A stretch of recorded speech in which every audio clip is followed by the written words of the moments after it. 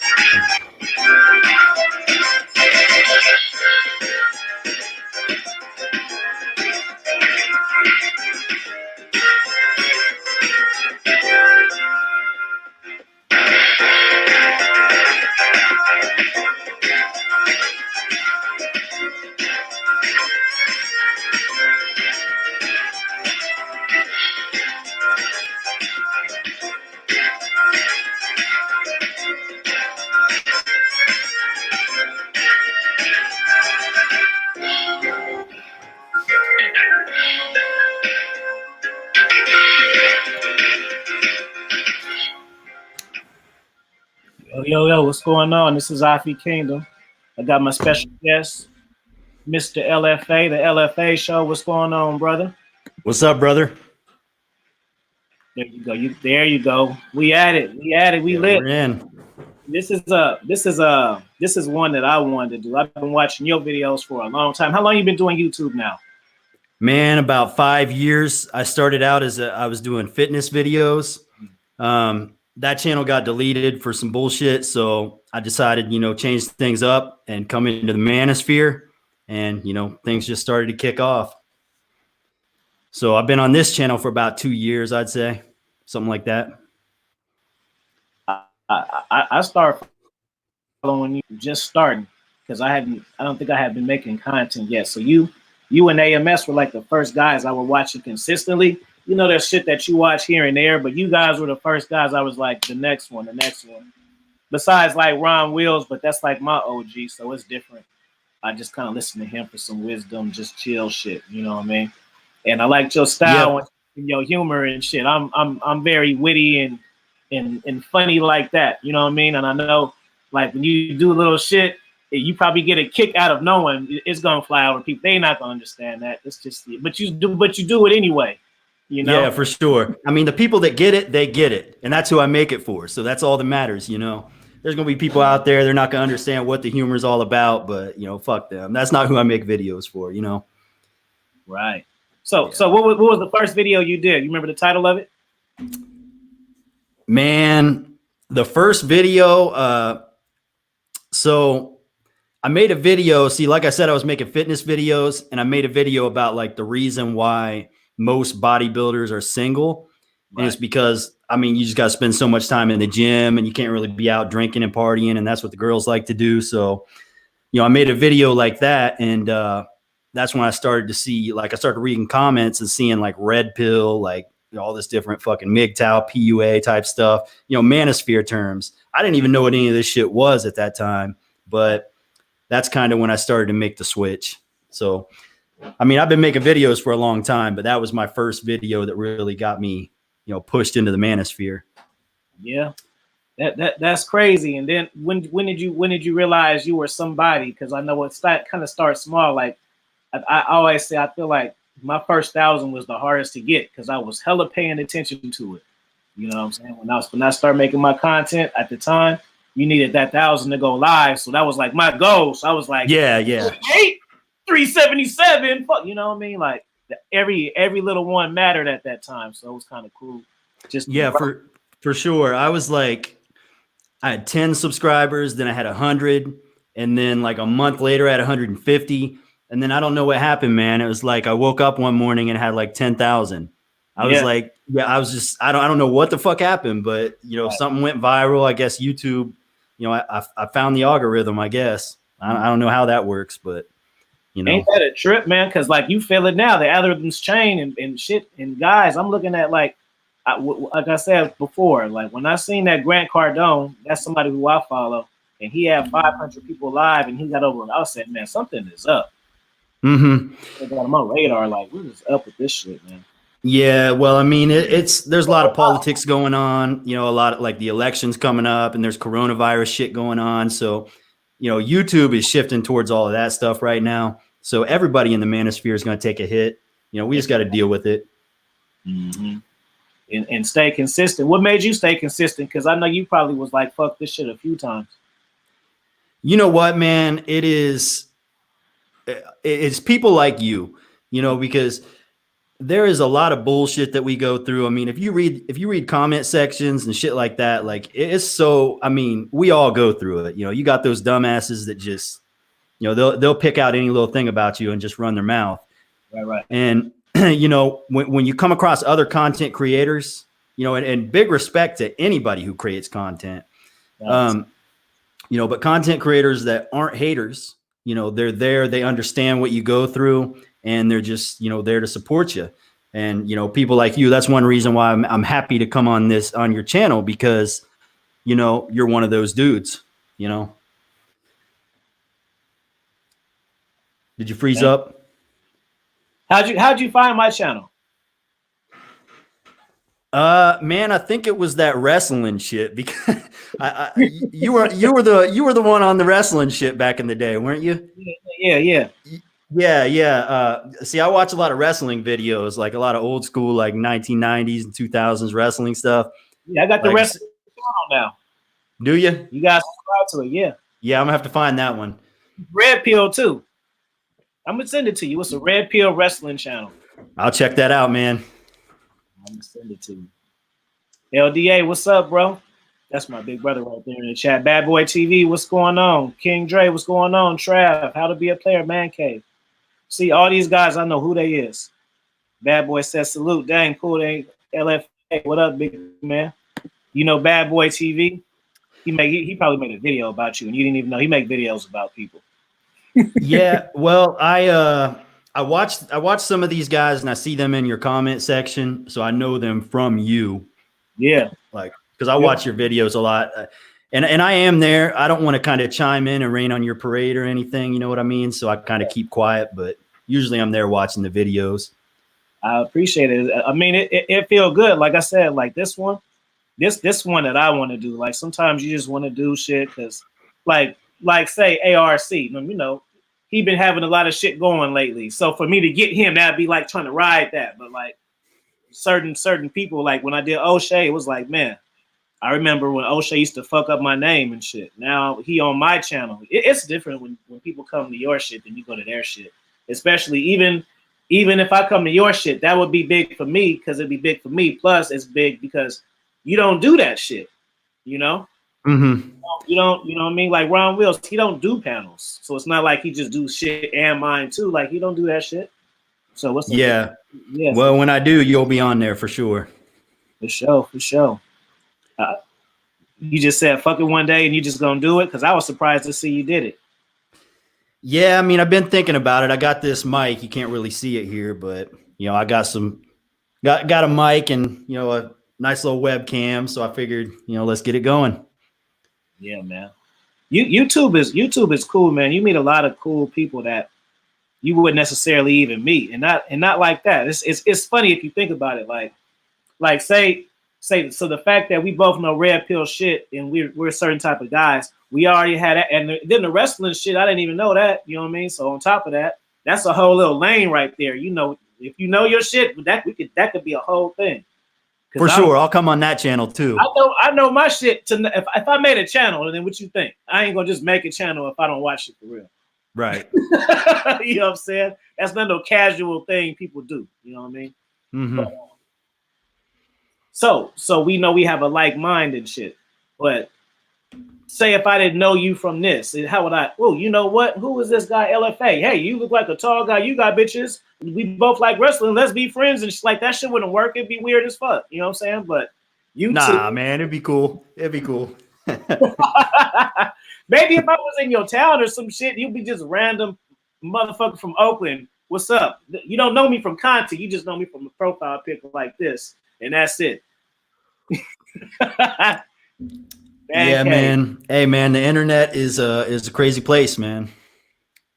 You know? Hey, have you ever had female groupies from the YouTube though? Not really. I wouldn't say groupies. Like, I'll get recognized in public, and you know, like I met this chick the other day. Well, this was like a couple of weeks ago, and she was like, "Hey, you're that misogynist guy on YouTube, aren't you?" And I was like, I kind of put my head down, like, you know, like, no, I think you got the wrong guy. But then instantly, you know, she added me on Facebook. She was messaging me like crazy, like, you know, I mean, it was obvious what she was going for there. So there is that aspect, but I think I'm just starting to reach that level where, you know, people are starting to notice me and I'm starting to get that kind of attention. And I don't know, man. It's crazy. YouTube is a crazy place. We're like the new rock stars, man. All we're doing is uploading these videos. Yeah, man. It's crazy. And there's people who make good livings off of it too. Shit, shit. That's why I'm consistent. I mean, I like helping people, but shit, it's people that's helping people and getting rich too. I'm not gonna bullshit you, but it ain't sure.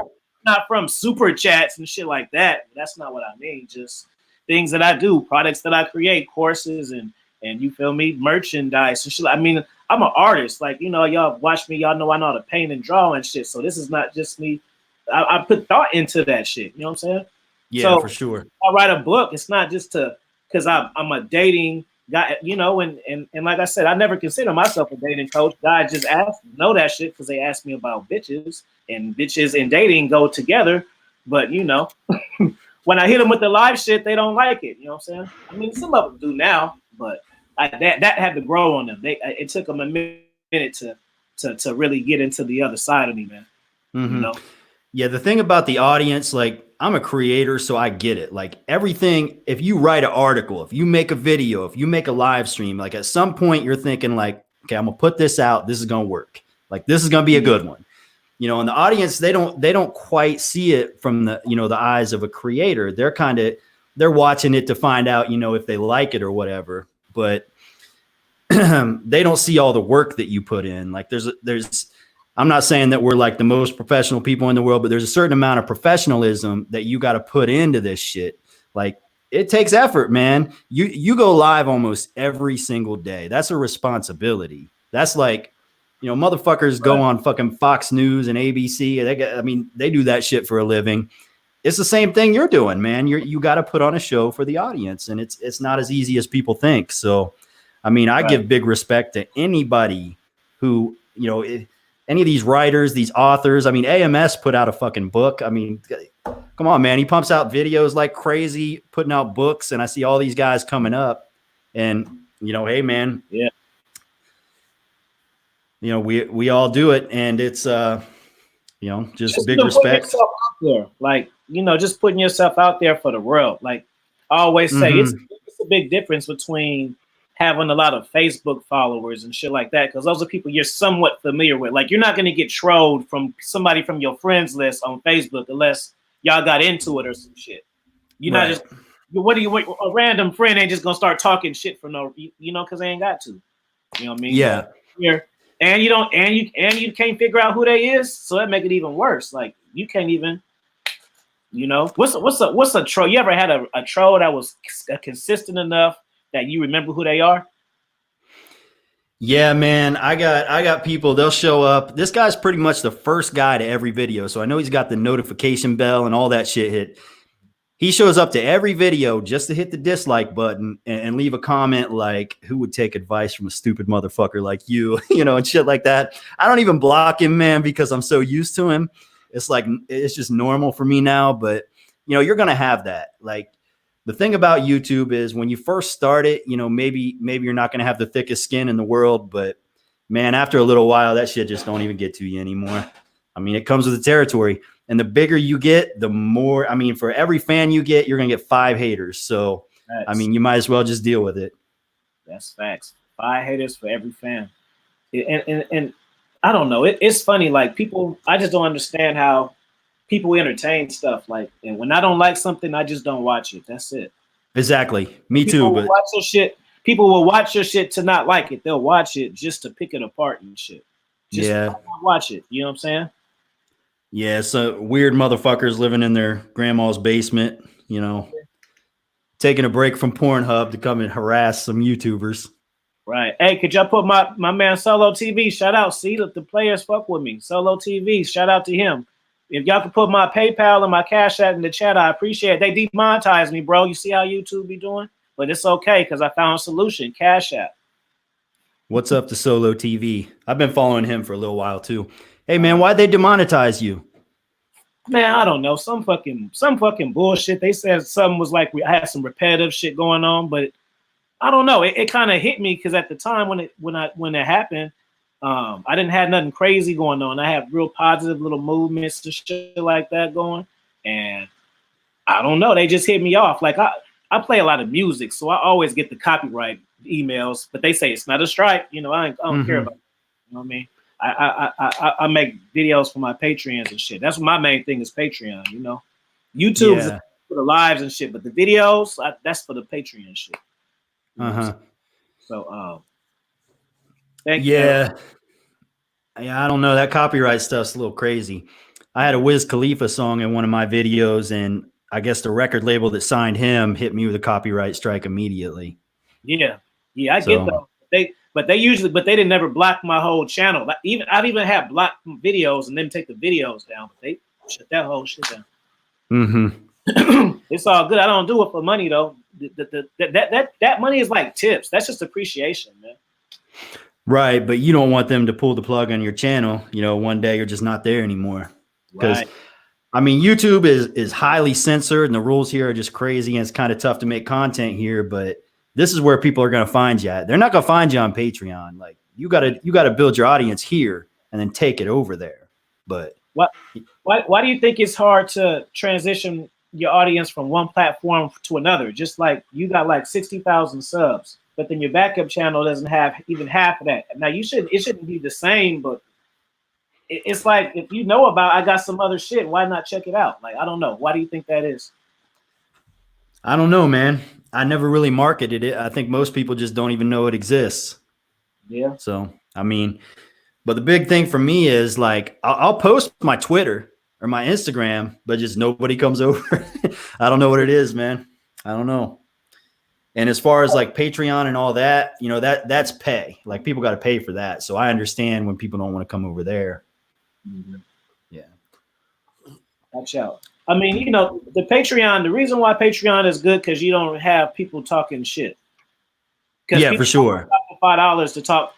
I remember one particular time though, somebody on my Patreon was giving me thumbs downs, and I thought it was funny though. It's like, you think you're pissing me off. I think that it's funny because you're still paying to do this shit. You're paying to do this shit. So it's all good. I'll take your $10. If it mean that much to you that you want to stay $10 a month just to thumb down every shit, then come on in. Y'all get on my Patreon tonight and give me some more thumbs downs and pay me. Yeah, for sure. For sure. Hey, you know, I kind of figured out though, the thing about haters, man, it ain't about what you're doing. It ain't about the shit you're putting out. It's just how they're receiving it. That's their personality. That's who they are. Like I never seen a video that made me hate the content creator or maybe want to talk shit to the content creator. If I don't like the shit, I'm done. It's out. I'm out. You know, I'm gonna go find something else I like. But you know, some of these guys, their personality is like they just want to bark at you. They want to make some noise. You know, that's just who they are. You know, I guess that's just the way haters work. Facts. Let me ask you this: what's your experience with the ladies as far as dating and shit like that? Like, you're a rotation guy, a girlfriend guy, only friends with benefits guy. Like, what's your main little angle? I mean, I've changed throughout time. Like, I guess when I was like college age, like 18 to 22 or so, I was like, I mean, back then I was kind of, I guess you could say, spinning plates. I was just partying and living it up, just sleeping with any woman that comes my way. I mean, I think we all kind of went through that phase. But then I got involved in a long-term relationship for about 8.5, 9 years. And, you know, with her, I was for the most part faithful. I mean, there's a couple times when I wasn't. And you know, I try to be a faithful guy. I'm not one of them guys that, you know, I'm not teaching guys to go out there and, you know, if you got a woman, you can be faithful to her. I think that's fine. But, you know, I'm not proud to say that I wasn't. But, you know, at the age of 29, I found myself single again, and I'm 34 now, man. I've just been living it up ever since then. I enjoy being single. I don't want to say I'm spinning plates because I don't have like a heavy rotation, but I'll bounce from one girl to another. You know what I mean? Like for me, I like to do it like that. Like I'll spend a month with one chick and then move on to another. That makes sense? Make perfect sense to me. Yeah. Let me ask you this. Do you feel like it's safe for a man to date only one chick? Because we were just talking about this shit. Do you feel like it's safe for a man to, like, you know how guys get the one-nighters, just to pursue one woman at a time? Like, that doesn't work out, try it with her. Do you think should a man be at least not necessarily having sex, but dealing with multiple chicks at a time? Or do you think if a man likes her, he should just focus on her? You know what I'm saying? Is that well, I know you don't feel he should, but do you think that it's okay? Well, it depends on you. It depends on your value, and it depends on, I mean, okay, if you're the kind of guy that's going to fall for one chick, you're going to get real soft, you're going to get real beta on her, you know, basically just turn into like, you know, just a weak ass dude, then yeah, you probably need to spin plates. But I mean, if you're a high value dude, let me give you an example. Like, do you think LeBron James needs to spin plates or like let his wife know that other women want him? I mean, fuck no, he doesn't need any of that shit. He's the fucking king. You know, he can do whatever the fuck he wants. So it depends on your value as a man. Now, there's some people that, you know, they're a little bit lower. You know what I'm saying? So you got to display high value. You got to, you know, put off some sort of, you know, make yourself look bigger than you are. But some guys are big enough, they can do whatever the fuck they want to do. So, I mean, I'm not going to knock the loyal dudes out there. You know, I'm not going to knock the LeBron Jameses. Right. You know, whatever. It is what it is. So it just depends on you. Depends on, you know, where you're at and how she sees you. Mm-hmm. Fire game. You're going to stick him tonight. Solo says, obviously really stepping it up. Proud of you, bro. Thank you, bro. I remember you gave me that interview too. I even remember, I take this shit seriously. I have 4,444 subs. We did that interview. I remember that shit. Yep. And it was on Memorial Day, fool. I remember all that shit. I take this shit seriously, fam. You think I just be doing shit? I love podcasting and talking shit. This is my thing, man. He said your hair is impeccable. Appreciate it, brother. Hey, he made a video about me. It was like an hour long. I thought he was trolling me, so I watched a little bit of it, and he was cool. You know, he's a cool dude. Solo was cool. Yeah. He said, I was drinking. Yeah, man. So I don't know, man. Like, do you think there's a faithful woman out here? Do you think women are faithful? Do you subscribe to that? Well, you know, I subscribe to the saying women are as faithful as their options. Boom. But that goes back to what I was saying, though. How many options does LeBron James's wife have that are as good as him? Boom. So, I mean, it just depends on you, man. If your shit is tight, and I'm not talking game, because listen, everybody has game. What your game is, that's just like your personality. You know what I'm saying? Let me give you an example. You know, I was watching a thing the other day and, you know, about Will Smith and Jada Pinkett Smith, and she was two-timing him with Tupac. Yeah. So, you know, if you want to talk game, like, how are you going to tell Will Smith? How are you going to teach game to Will Smith when Tupac can just show up at his doorstep with fucking Suge Knight and Snoop Dogg, basically pull his fucking man card? Like, yeah. You know, there's no amount of game because that's not who he is. You know what I mean? So, where was I going with this? Man, I've been drinking too much. I had something going there, but I just lost it.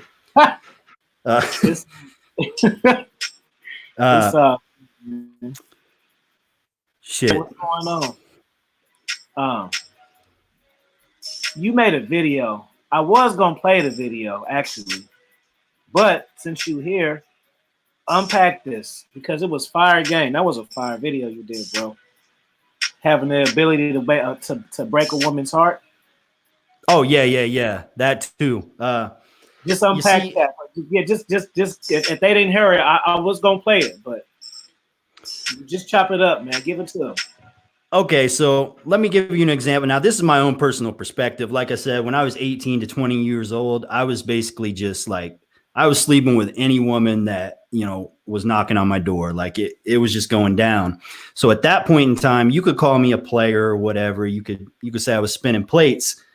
But at that point in time, I didn't really have the ability to get in a woman's head and like, emotionally like take her soul, you know what I'm saying, and break her heart. Fucking souls around here, baby. Let's go. But when you are like I said, if you're a high value dude, if you're a LeBron James, you know what I'm saying, you can be a one man woman or one woman man, and she knows damn well if you leave her, her life's fucking ruined. So you got the ability to break her heart in that situation. So that's the difference between being a player and being a one woman man. If you're a one woman man, she knows she's got something, something special there. So, I mean, that's just all that I was trying to say with that. I don't know if I said that correctly, but no, you said it correctly, but we can peel it back because see, the thing is like, I don't know. Do you do consultations and shit or no? A little bit. I mean, I kind of wanted to stay out of that, but people will send me money and they'll have like fucking paragraphs full of shit that's going wrong in their life. And if they send me money, I'm obligated, man. So I'm gonna help them out. So yeah, well, no, because the reason why I'm saying that is like I'm always, looking for an opportunity to teach cat shit, and like that was a statement video. Like unpack it some more. Like that was some real shit. You can just go over it fast because you know it. So it's easy. But just like no, like that's a real thing. Like you got to unpack that some more. Like if you dealing with a woman. Like you said in the video, if you were guys think if they're like suave and they're a player and shit that's the way to go. Like no, sometimes when you're like that, women will be on reserve. They won't invest in you. For sure. That's it. Yeah, they're not gonna put their investment in you when she knows damn well that you're a player. Because let's put it like this. A man's value goes up by the amount of women he slept with, but a woman's value goes up by the amount of time she can keep a man. You know what I'm saying? So she doesn't want to fuck around with a guy. I mean, if she's a woman that has her shit together, because there's some low class bitches and there's, high class fucking queens out there. They exist. A lot of guys out there, they don't want to admit that. They want to say all women are, all women are sluts and all that shit. And in some cases, yeah, they might be right, but the high value women do not want to waste their time with a dude that is going to, just pump them and dump them, because they can get dick anywhere.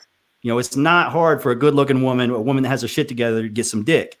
So she wants a man, he's got it all. He's got his shit together. You know what I'm saying? So,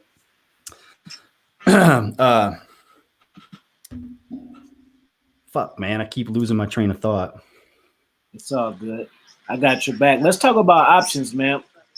Let guys know how many options women really have. They for some reason, LFA, they be feeling like when they meet the women and they say that they're single, that they're just sitting there chilling. They don't understand that these women out here doing the same shit that we're doing. Well, they are, but I mean, I think it's kind of a lot of times these women aren't necessarily out there looking for new men. They're not like, they're not really out there like that, but so many men pursue these women.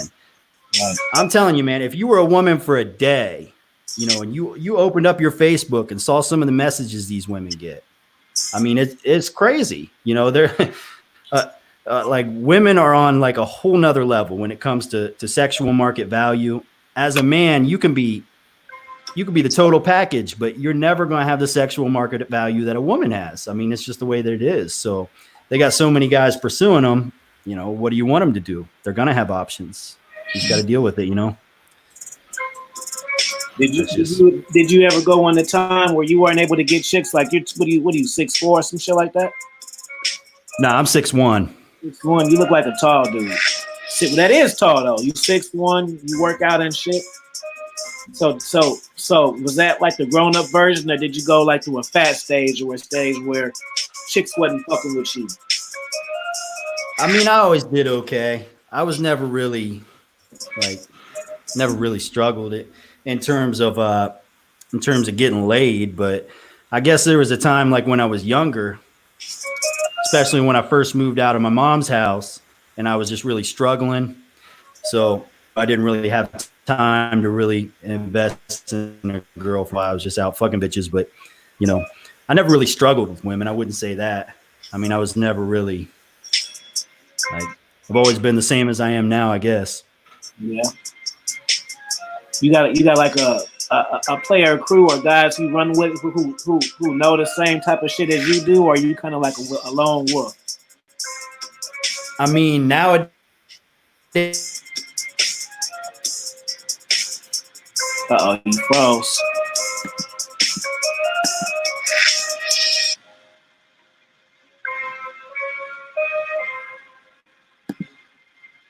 Yo, you here?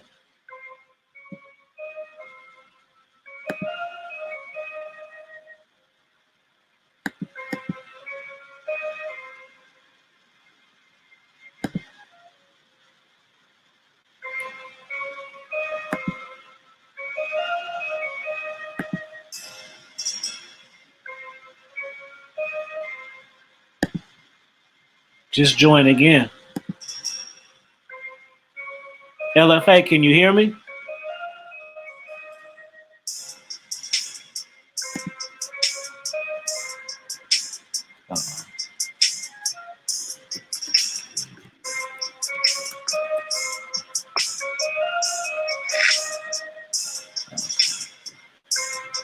How about now?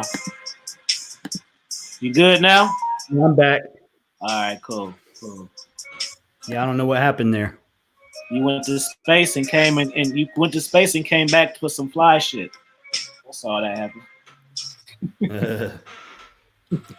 What kind of beer you drinking, bro? Man, fucking Coors Light. I'm a simple man. Simple man. And I forgot, where you like in Canada? Nah, right now I'm in Tulsa, Oklahoma. How was Oklahoma? Is it pretty cool? Is it pretty chill? Like what? I mean, it's country, it's kind of southern, and it's laid back, man. I like it. It's my kind of vibe. Is that the only place you've been? Nah, I was born in Chicago, but as a kid, we moved to Cleveland, Ohio, and that's where I lived most of my life. Lived in Columbus for a little while, moved to Florida for a little while, moved to Dallas for a little while, and now I'm in Tulsa, Oklahoma. That's what's up. Do you do a little traveling in your spare time, or is it just every now and then? Every now and then now. I mean, I'd like to travel more, but I've just been real busy, so I don't really have that much free time. Yeah. You know, once the online stuff starts to take off a little bit better, then I'm just gonna, I'm gonna start traveling it up. Yeah. You got some small term goals as far as YouTube, like for 2020? Yeah, I mean, my next step is I want to start a podcast, and I want to be on, I know you're over there on Spotify. Maybe you can help me out with that, but I'm trying to get that stuff going. I'll definitely help you out, man. I got you know what? I could premiere it tonight. I got one that I was just about to finish. I might premiere it tonight. I wasn't even gonna name it. It's a good one too. It's called. I got a video. If y'all follow me for a long time, I had a video called "Everything About the Game in 10 Minutes." Well, this one is "Everything About the Game in 20 Minutes." Fire. Talking to a woman on this one. It's fire. Man, what is y'all doing in the chat? Y'all having all types of conversation. God, y'all in here talking about relationships, everything. Watch out, Lincoln. Watch out. Yeah, Lawrence, he in Cleveland. He said, what part of Cleveland? What school you went to? Can you hear me? No, well, I went. Yeah. Well, I went to high school in Columbus, Ohio. Oh, okay. Yeah. Remember, men that are around big time alphas don't know how to. Hold on, man. What they got going on in here? Hey, if you a moderator, y'all gotta clean that up. It look like y'all got a whole little nothing. Nobody trolling you, LFA. People in here talking to each other. It look like a whole little thing. Y'all chill with that shit. Damn. Nobody trolling you. They got their own little thing, man, going on. Anyways, he said, LFA, I just subscribed to your channel a couple of days ago. Real game right there. Yeah. real game and real witty game. I don't feel like you don't get credit for your bars. You spit more game than you get credit for. You know what I'm Man, I always say it's about 25% information and 75% entertainment. I mean, if you can't entertain an audience, it ain't gonna work, because people, they want game. I mean, sometimes you can make them clickbaity videos like what to do when a woman plays hard to get or something like that. But most of the time, people want to watch. They want to be entertained. So if you don't come with bars, it ain't gonna work. I noticed you've been coming with more bars and more dating coach advice, but you don't like dating coaches. So what's up with that? Hey, man. Dating coach bars though. you know what happened though? People started. Okay, I started doing video requests. So when people, if they send money, I'll do a video request. And that's what they want. That's what the people want. So I got to do it. The thing about dating advice, it's not one size fits all. I mean, everybody, like I said, your game is your personality. That's why I used Will Smith and Tupac as examples. I can't give Will Smith the same game that I give Tupac. Tupac, you're talking about Thug Life versus the Fresh Prince. I mean, that's two completely different personalities. So if you want to make a video giving game to somebody, like, you're going to have all sorts of different people in the audience that not everybody's going to resonate with that. You know what I mean? So I'm not really about the dating advice, but when somebody pays me and they tell me about their situation, then I got no problem, doing that for them. So, quote unquote, I fuck with these hoes too. Don't get me fucked up. I know what's up. I lace you too. You got the game for them. That's what's up. I respect it, man. And you got your new little format. What made you think of that? How you play the little music like it's a mystery and shit. I don't know, man. Sometimes I'm just sitting there fucking with shit, and I'm like, all right, maybe this is gonna work, So I just put it out. That's the artistic part of it, You got to have a little bit of that too. Facts.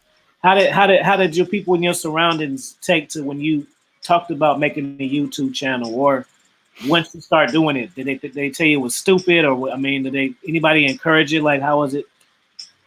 When you shot the idea around, or did you just do it? Man, I just did it. Like I said, I started out making the fitness videos on an old channel, and I realized, man, people are going to talk shit. Like, no matter what you do, like I said, it's not about you. It's not about the content you're putting out. It's about their personality and the way they receive it. So you're not going to make everybody happy. So you might as well put good shit out. Like, if you feel like this is fire, this one's going to work. Like, fuck it. Publish. And you just gotta take it, man. You just gotta be happy that you put out what you wanted to put out, and fuck all the naysayers, man. Because you're gonna meet people that are like-minded. Like, I'm on your channel right now because you're a like-minded individual. You know what I'm saying? Yeah. So we're all gonna come across those people that fucking hate us for whatever reason. And, it just comes along with it.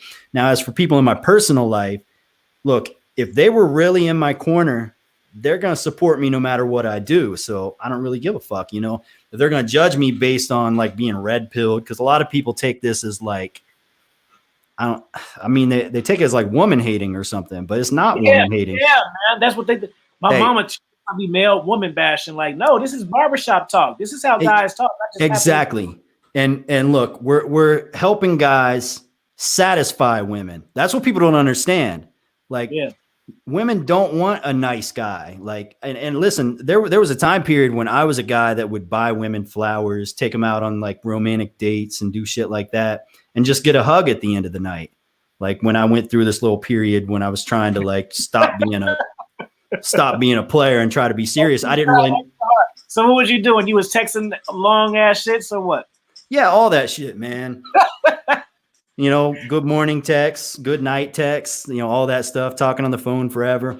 But I didn't really know how to go about serious relationships. I knew how to get pussy, but I didn't know how to get commitment.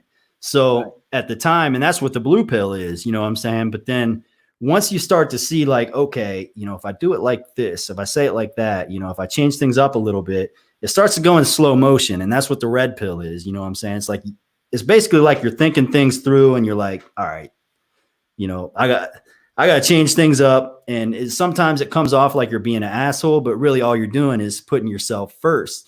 Because when you put yourself first, that turns women on. You know, they like to be with a man that has at least believes that he's high value. You know, he's got that confidence and he really believes in himself, because you got to have that if you want to make something of yourself. And women won't be with a man that, you know, that's a somebody. You know what I'm saying? So you got to believe you're a somebody.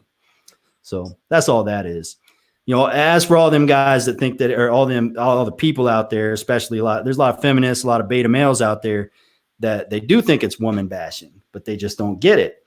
You see, all of these women that think we're bashing women, eventually they're going to leave their beta male boyfriends for a man just like us. And that's just facts.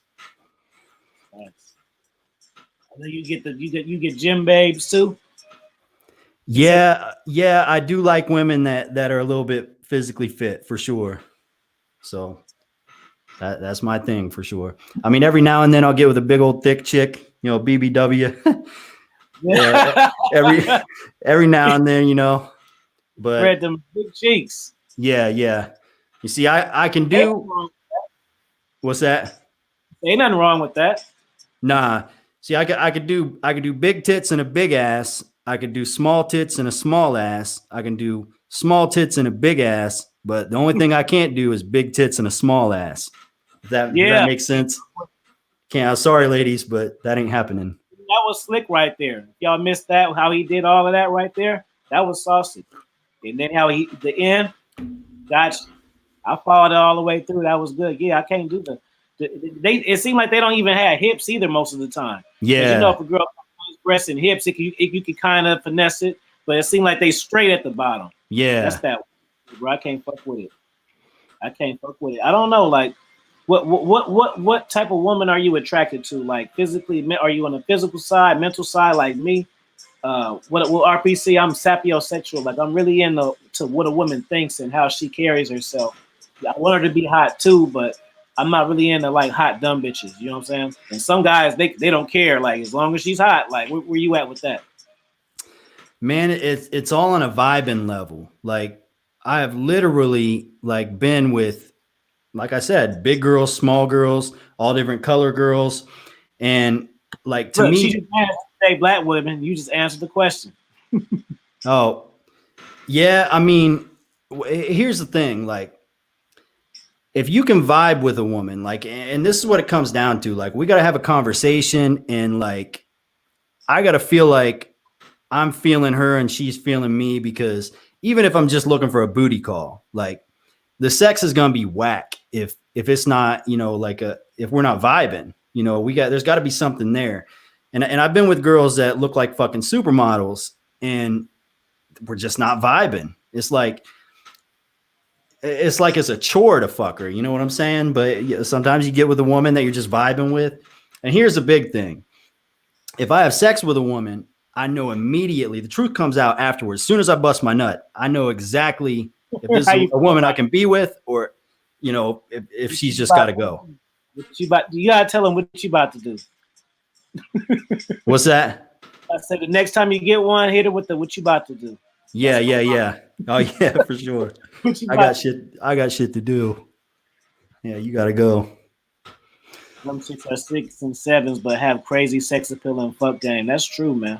Exactly. Yeah, and you know, especially it's the way they carry themselves. It's physical too. You know, if she can be a little bit thick, a little bit out of shape, but if she's got it in the right places and she carries herself the way she's supposed to, then, you know, she's still got it going on the same way that a 9 or 10 does. Sometimes even better. Yeah. Yeah, a lot of girls that are real super hot black character, they have none. For Zero sure. to Because they don't have to develop it. Because everywhere they go, you know, they get a fucking job, and within 2 weeks, they're either a fucking supervisor or manager, or they quit, you know, because that's just the way their life goes. They get treated a certain way based on the way that they look.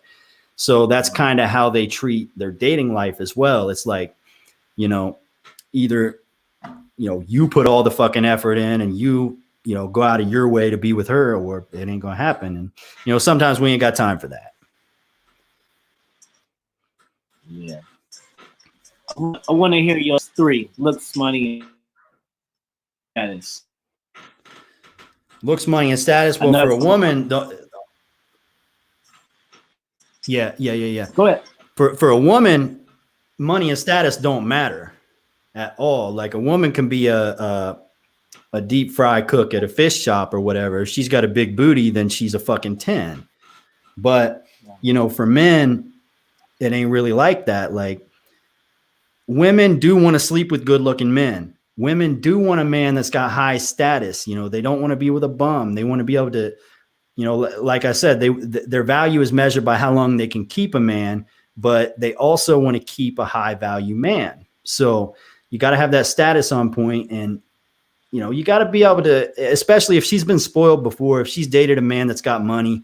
And I'm talking like when these girls are young, and it can be like it can be a good girl, you know, a good little rich white girl from the suburbs. She's dated a drug dealer before. Okay. And a drug dealer can pull out, you know, $3,000 and just drop it and do whatever, you know, take her out and do whatever she wants to do. So, you know, a lot of women have been spoiled in their past. So as an adult male, if you don't have the money to at least, and I'm not saying just fucking, you know, trick out all your money. I'm just saying you got to be able to take her to nice places. You got to be doing big things, and you got to have money to do big things. So, I mean, you got to have it all, man. You got to have that looks, money, and status. I mean, why not? And even if you're not doing it for the women, do it for you. I mean, shit, get jacked, hit the gym, lift the weights. That'll work on your looks. You know, work on your money and status. Like, we should all be working on our money and status. I mean, I don't see that's just what it is, you know. When you get, like, when you work out, for instance, especially if you were skinny and you got ripped, or you were big and you slimmed and got swole, you're gonna get confidence just from that. You know what I'm saying? Like, yeah, like, it's a sacrifice, but you're gonna feel good when you look in the mirror. Like, you see the improvement, and you knew what you took, the dedication. Like, I lost 80 pounds before, like, that shit. It's something got to tweak in you, because there's so many attempts where you fall off or just think about starting, don't do it. But there's that one time where you say, fuck it. It's just that little twitch. Like, you know what? This time I'm fucking doing this shit. And you do it. And then it's so fulfilling when you do it. And most of the time you surpass what you initially set out to do. Yeah, absolutely.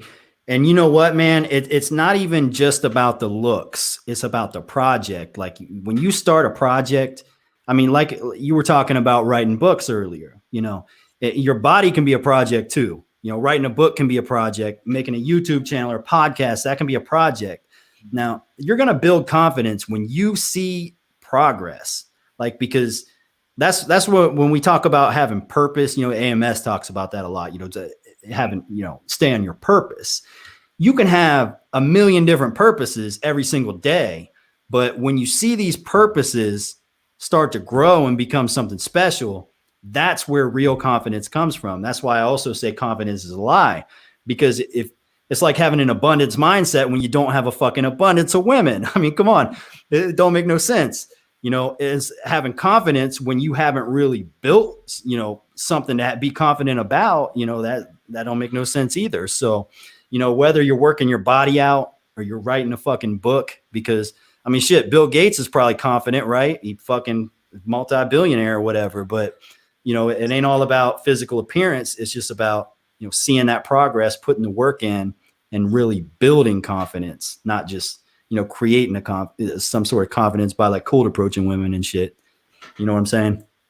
Even though he's a fucking billionaire, it's chicks that are so jaded they would still turn him down. Is hypergasm as women are. It's some women that are so jaded they'd be like, I can't do it, and really couldn't do it. Like, I mean, that's stupid. I mean, but for a woman, but I'm just saying, like, it's some Yeah. just really.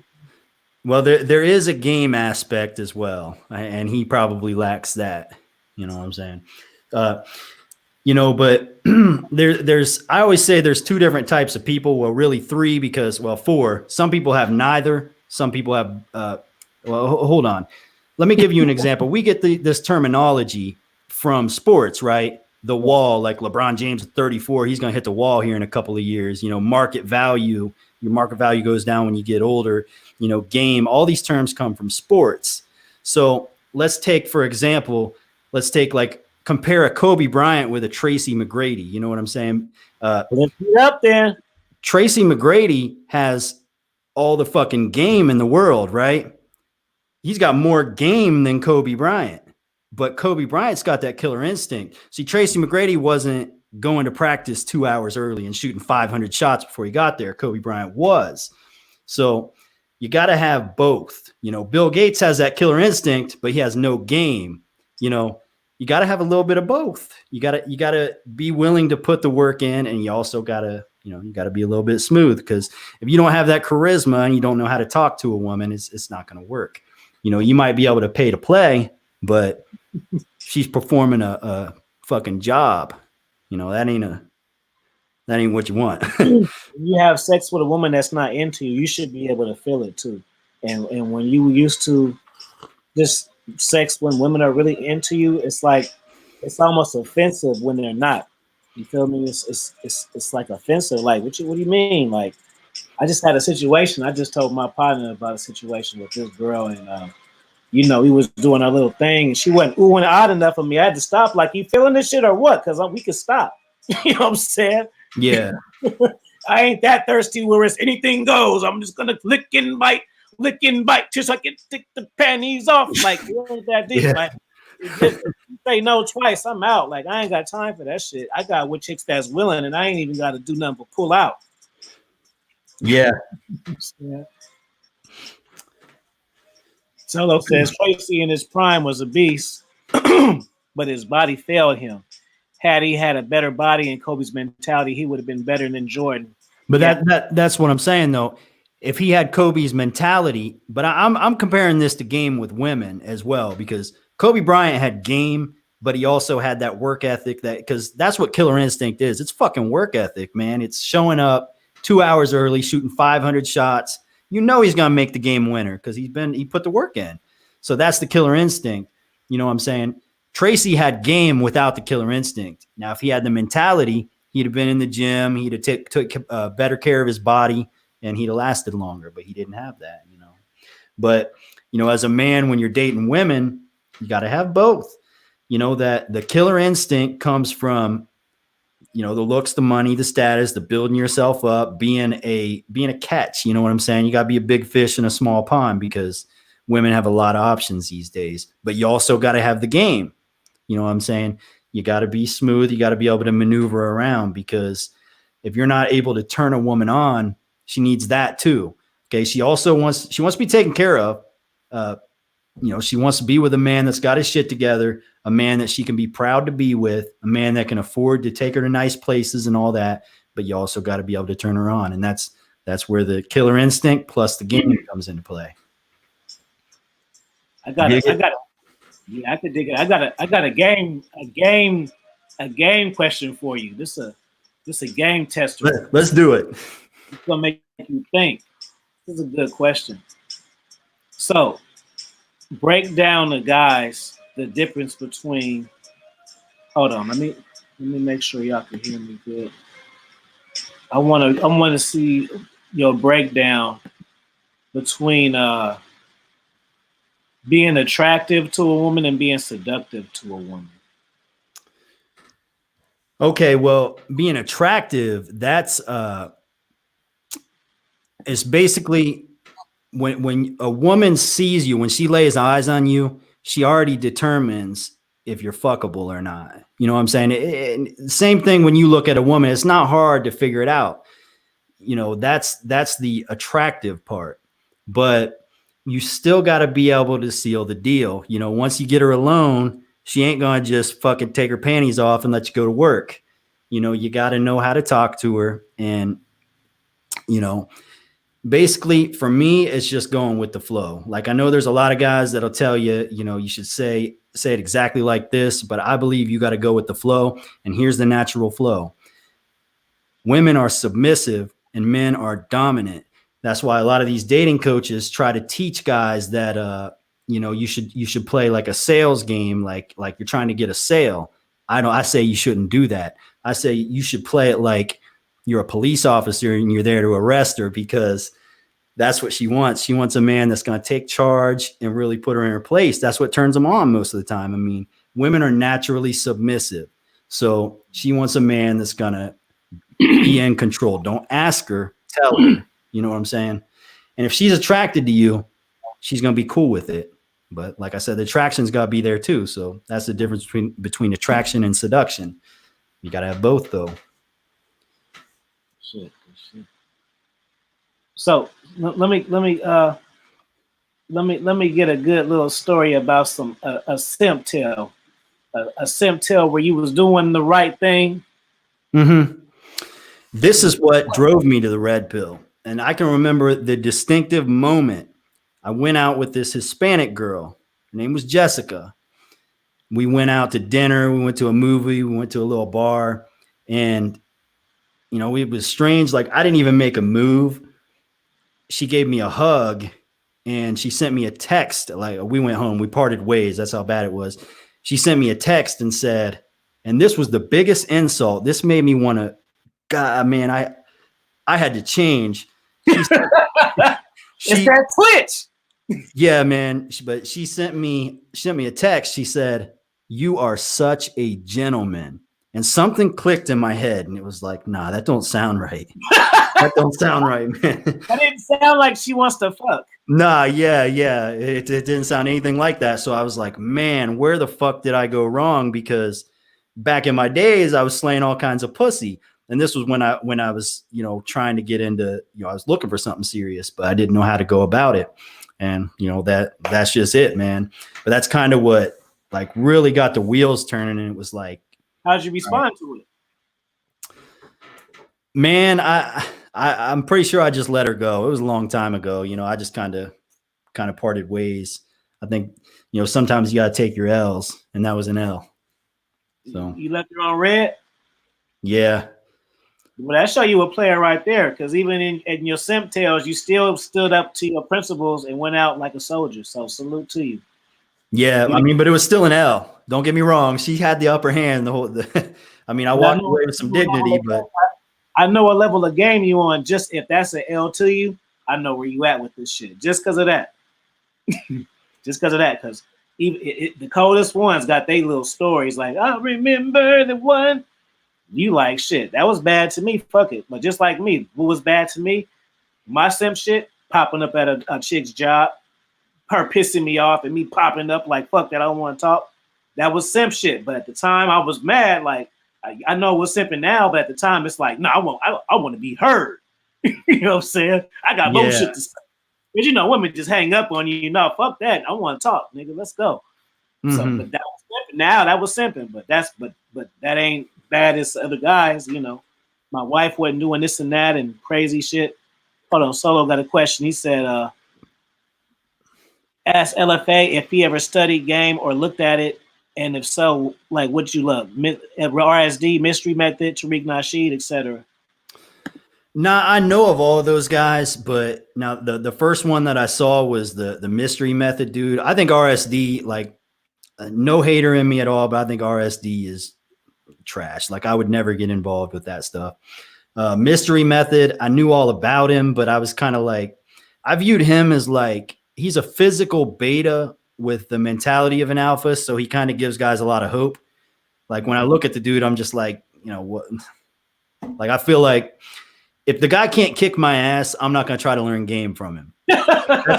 That's my personality. So, you know, for the most part, I don't. Tariq Nasheed, I know a little bit about him, but I mean, I don't really have anything bad to say about him, but I didn't necessarily learn any game from him. I would say the one person that I really took serious, when I read his material was Rollo Tomasi. Oh yeah, that's what's up. Yeah, I remember I read that book in Belize, man. That was tight. yeah. I mean, I maybe learned a thing or two, but most of it is confirmation. Like if you're a guy that's kind of been with a lot of women, when you read that stuff, it's more like, wow, this guy's really saying things that I knew, but I couldn't put the words to. You know what I mean? So that's kind of how that was. But I wouldn't say really I studied game or anything like that. Like I said, game is your personality, and it's going to be different for every man. Based on your own circumstances. So learning game is just a straight placebo. It's actually going out there and doing it that is going to really impact and change, your ability to pull women. Right. You know what's the good thing? Like I'm an avid reader. You know what? I love reading to the point where I don't see how other people don't love it too.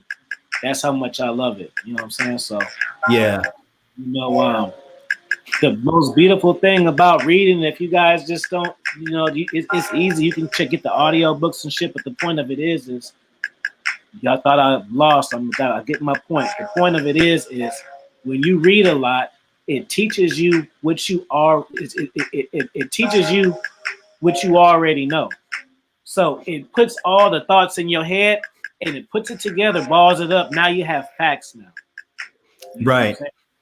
And it's also, I don't mean to get too nerdy here, but you're exercising your brain. Look, if you want to have a mouthpiece and you want to really be able to talk to women, you got to be quick. You can't have a slow, stupid brain. So you pick up a book, you read it, it's going to make you a better talker. It's going to make you smarter. And it's just, why wouldn't you do it?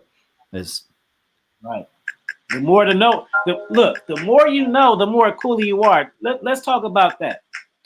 Guys be feeling like being intelligent is blue pill. Like they don't understand that. Like, like it's lame. Like women love guys who know shit, especially when they know more shit than them.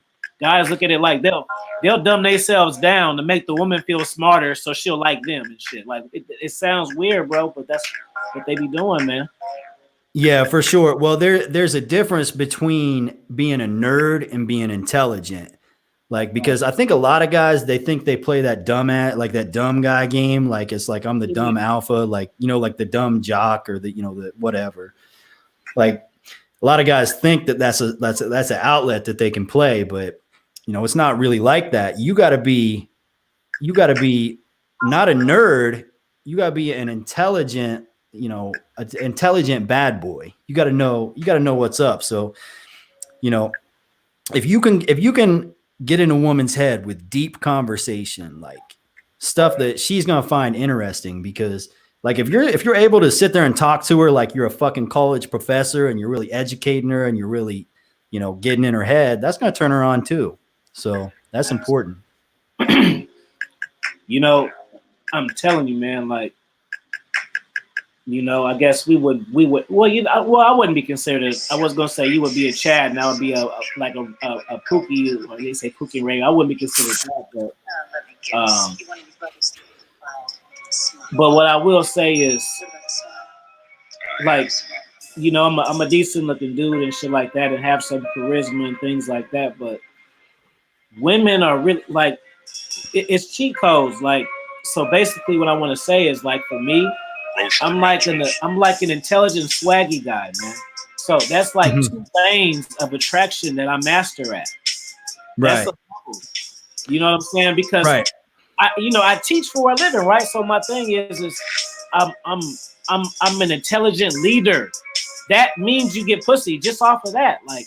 For sure, yeah. Hey, there's nothing more alpha than being a leader, and there's nothing stronger than being intelligent. Like there's physical strength and there's mental strength. So, I mean, you got the mental strength, you're a teacher, you're a strong alpha. That's important, man, because listen, you're not going to be a leader of men, and women want to be with a leader. They want to be with the boss. They don't want to be with the fucking worker. So they want to be with the leader. And nothing shows leadership skills more than intelligence. You know, you got to have that. You throw a little swagger on top of that, then shit, you know, fuck it. Like I always say, you don't have to have it all, man, but you got to have something. You just got to have something going for it. Like you don't have to have the looks, the money, and the status, but you got to at least have one. You know, you got to pick an angle there. So if you have multiple angles, you know, you're doing pretty good. Really, man. You just gotta know, game recognized game. Like, you know how cats, like, they want to have receipts and all of this shit. Like on my Instagram, sometimes I'll show women here and there and shit, and I did the sex tapes and ratchet ass shit. Like, you know, everybody got a pass, but the point is like, you just gotta realize, like, it's a game recognized game. Like, I really don't have to show you no women. Just the fact that I talk like this and is this confident that you have to have success to get here.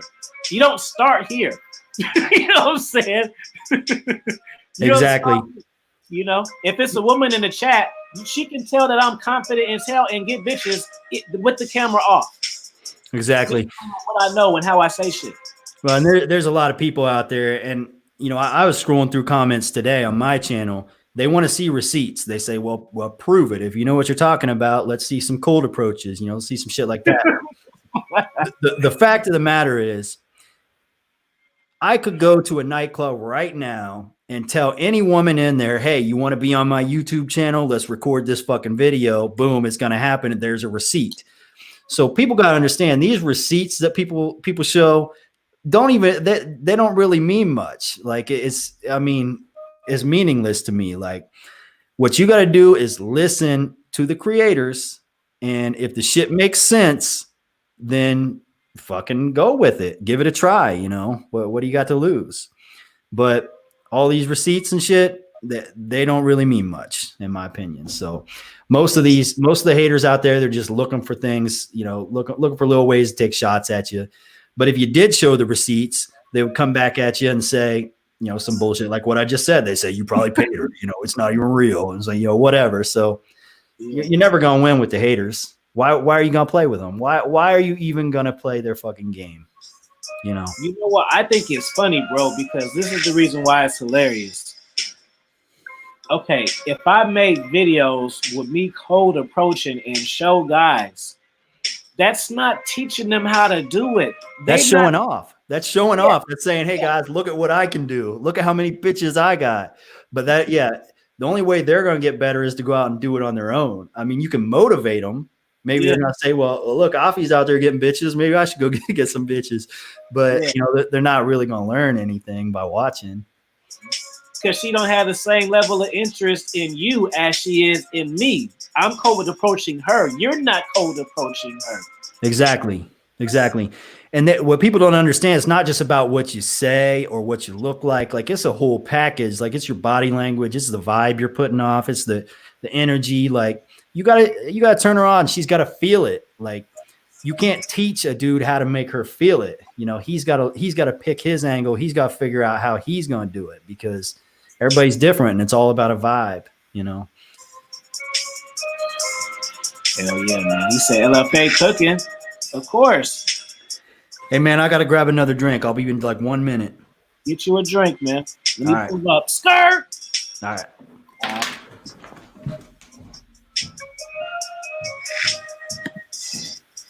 Y'all enjoying the stream tonight? Give me a fire sign if y'all enjoying the stream. And if y'all really enjoying the stream, get that Patreon link. You hit the Patreon button, or you hit that PayPal button in there. Or you hit that Cash App button in there. If you want to donate to the channel. Tip jar. Shout out to King Dre for that. Shout out to King Dre for the tip jar. Yeah, man. Give me a fire truck if you want me to come back on camera again.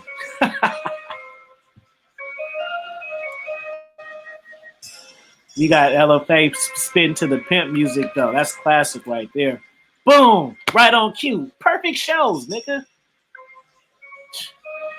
Niggas be creating perfect shows over here and shit.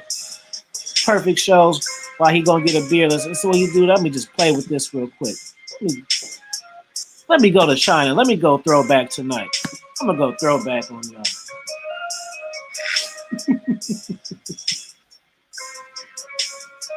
Yeah, man.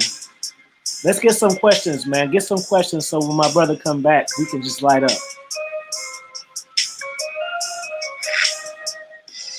Get some questions from my bro LFA. And no, I ain't out of gas. I'm just trying to give y'all a chance.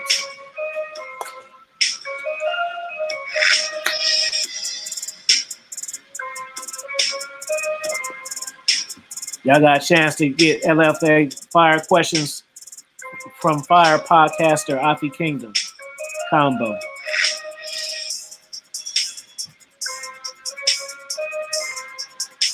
Y'all want me to, hey, give me a one if y'all want me to drop that new anchor tonight. I'll play it live tonight. It's fire. It's a game changer. Let me know if y'all want me to put a one in the chat if y'all want me to do that. If y'all want me to play it live.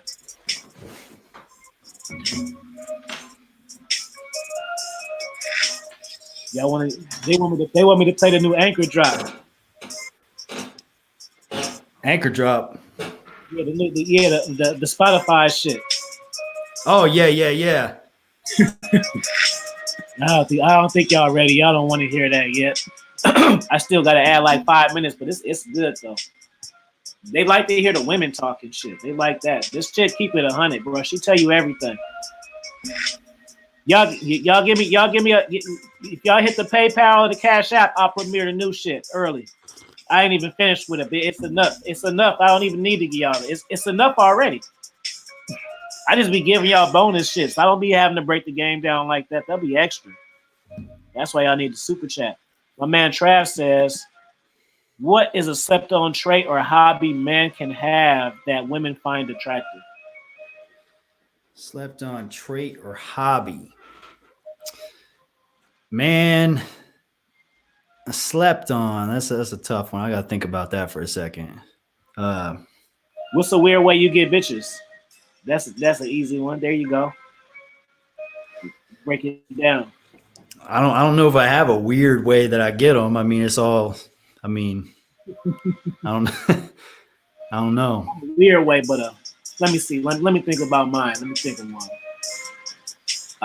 What's up, man? I get boom. I get bitches off my music selection, shit like that. Like just the fact that I know music really well and I can have music talk with bitches, I get bitches just from that. Because I can really go deep. I can go years. I can go stats. Movie shit. I'm weird like that. Like I know stats. I know years movie came out. I know how much money they made. I'm funny like that, bro. So when chicks and boom, we just fucking spread the olive tree because that's two lanes, music and movies. It's bitches who I can talk to who know it, say like a movie like 16 Candles. That's her favorite fucking movie. I tap into that. We best friends. I know all of her secrets. I know that her dad used to cheat on her mom. I know where she worked. I know what kind of car she had. I know what her ex-husband looked like. All of that shit just because of 16 Candles, because we vibed on that.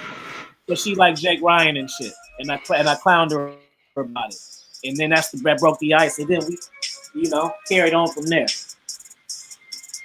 Funny shit, man. Yeah, well, man. Well, I mean, go ahead. Well, what's up? No, just go ahead and elaborate on that real quick. What you was gonna say? No, yeah, well, that's just what I was trying to say about vibing with a woman. Like, listen, like you'll find, I guess, weird little angles that you're gonna find with a specific woman, just based on like you're gonna find some mutual interests that you didn't know you had. So I don't really have any slept-on traits or hobbies or anything like that, but I mean, you're gonna find little things along the way, but that's just about having charisma. When you have charisma, you're just gonna go with the flow of a conversation. Whether it's about movies, music, fucking religion, the fucking sun, moon, and the stars, or whatever. It's all about vibing, really. Anyways, I don't know what else to say, man. I don't really have a slept-on trait or hobby. It's good. He said, LFA, speak more on mental stimulation with women. How over time they get turned on. Okay. Women are not turned on by you got to have daddy game. You know what I'm saying? Like, you're supposed to be the big papa. A lot of guys out here in this day and age, especially, and this is a big difference that separates an alpha male from a beta male. You know, a lot of these guys are looking for a mama, and women are turned off by that. Like, you know, you see these guys, the woman driving the car and they're sitting in the passenger seat, you know, shit like that. That's not good, man. You're supposed to be the man in charge. Women want to feel like they're being taken care of, like to a point where it's like you're kind of a controlling man. But listen, a father controls the home, so you got to have some control. You know what I'm saying? You got to be the man that takes charge. Now, the mental stimulation, she's not even going to realize that she's being turned on by it, but you're the big papa. You know, you represent a man that, because ultimately it comes down to reproduction. That's what humans are wired to do. I'm gonna get real nerdy here, but you know, humans are designed to reproduce. So she's genetically wired to look for a man that's got the leadership qualities, like he's gonna be a father. So you gotta have that daddy energy. You know what I'm saying? That's why women like a man that's dominant, takes control, takes charge. It's like when a woman asks you, or okay, when you're gonna go out to eat with a woman, and she you ask her where she wants to eat, and she's like, I don't know. And you're like, okay, what about fucking IHOP? And she's like, no, I'm not in the mood for that. And she's never going to have an answer. What she wants is for you to say, get in the car and we're going to IHOP. You know, she doesn't want you to ask her. She wants that daddy energy. She wants a man that's going to take charge and lead the way. You know what I'm saying? Does that make sense? Great. Oh yeah, it makes sense. Heat up. Teach these cats.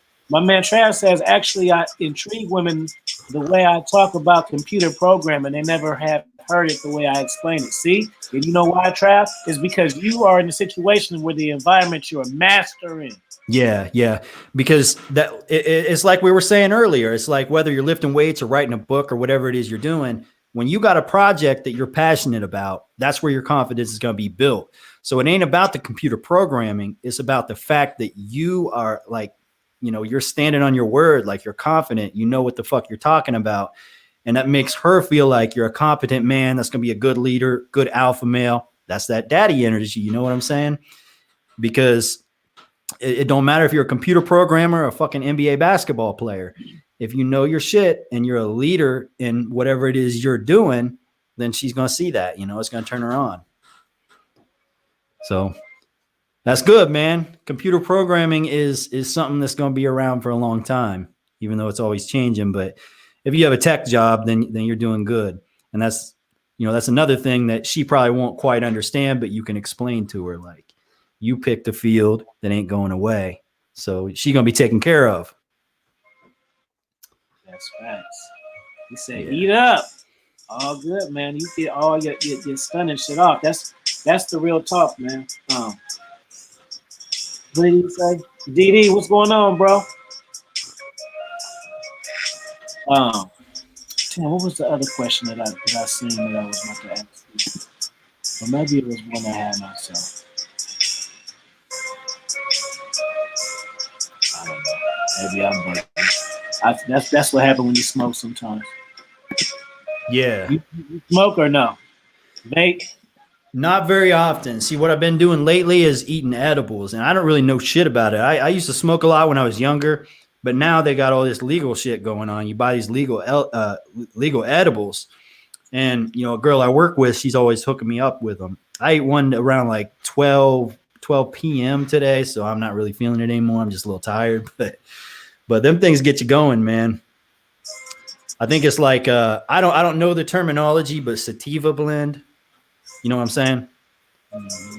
Do you know the terminology? Yeah, I know it. I don't like the edibles, man, because it seems like they don't affect you.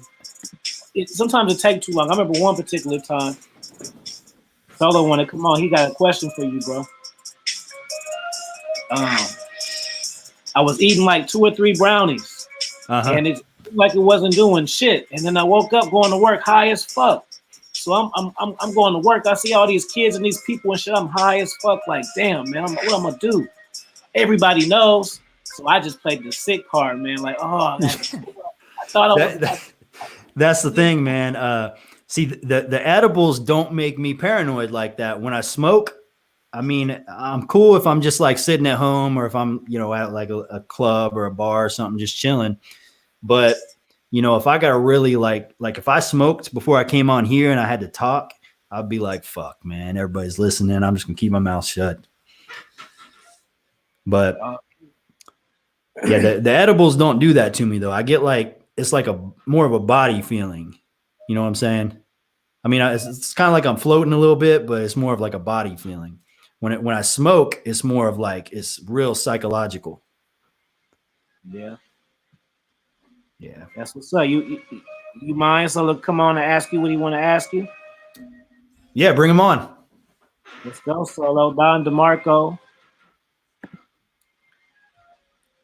That's pretty cool. That's what we about, brother. Everybody linking up and shit. I still got to go down there to where he had him in Indianapolis, man. I got to go down there. You been down there before? Minneapolis? Yeah. No, it's where's that? Minnesota? Uh-huh. Never been there. He said that's where all the bad white chicks is at. Oh yeah, yeah. I know a girl from not Minneapolis. There's another city up there. Maybe it is Minneapolis. There's a lot of Asian girls up there too, isn't there? I've seen pictures though. Yeah. What's on your hit list out the country? A place you want to hit out the country if you bust out? So in the country or like outside of the country? Outside the country. Man, Brazil. And I saw you were down there like a year ago or so, but damn, time flies. It was a year ago. It was last April. Yeah. They're like Brazilian women seem to have like a touch of like all different races, and it seems like, you know, from what I've seen of them, it's like big booties, and you know, they take their fitness seriously, but they got good curves. And Latin women know how to take care of a man for sure. Like their culture is still like that. I mean, here in America, a lot of women kind of strayed away from that, their feminine role, so to say. But other countries, you go to Brazil, I mean, even if you go to like Africa or somewhere in Asia or somewhere, it's going to be the same way. But what up, bro? LFA! What up, homie? What's up, brother? Yeah, let's get it. What's up, brother? hey, Affy, salute to you for letting me be on. I just actually got back from I just went out to eat with my cousin LFA. We went to this restaurant. And then, you know, it's funny, you know, you're getting old, like in your 30s, when you and your cousin go out to eat at 8:30, and then by 10 o'clock, you're already going home. And then you see all the thotties getting ready to go to the club. You're like, damn. Yeah. My cousin, I was looking at my cousin, yo, should we stay just for a bit just to see what we can see? And he's like, I got a girlfriend. I know what you're trying to do. I'm like, all right, let's go home. You know what I mean? Yo, Affy, what's good, bro? Man, I'm chilling, man. You know, just doing my thing. Man, but the thing... Oh, sorry. Oh, LFA, my question is this, bro. You know, we always talk a lot about, and by the way, I love your videos, and I just got to say it real quick. When I made that video where I was responding to your 80-20 rule, right? Uh-huh. I'm glad you didn't take it personal, because a lot of people would have been like, yo, this guy's dissing me. But I wasn't dissing you. I was just like, because, you know, when I get on YouTube, I get, you know, Affy knows I get loud. I'm a little obnoxious, right? I like to troll. Mm-hmm. But you know, I was thinking, LFA, we always talk, a lot of us, you know, you, myself, Affy, we talk about female nature. We talk about women, the pros and the cons, right?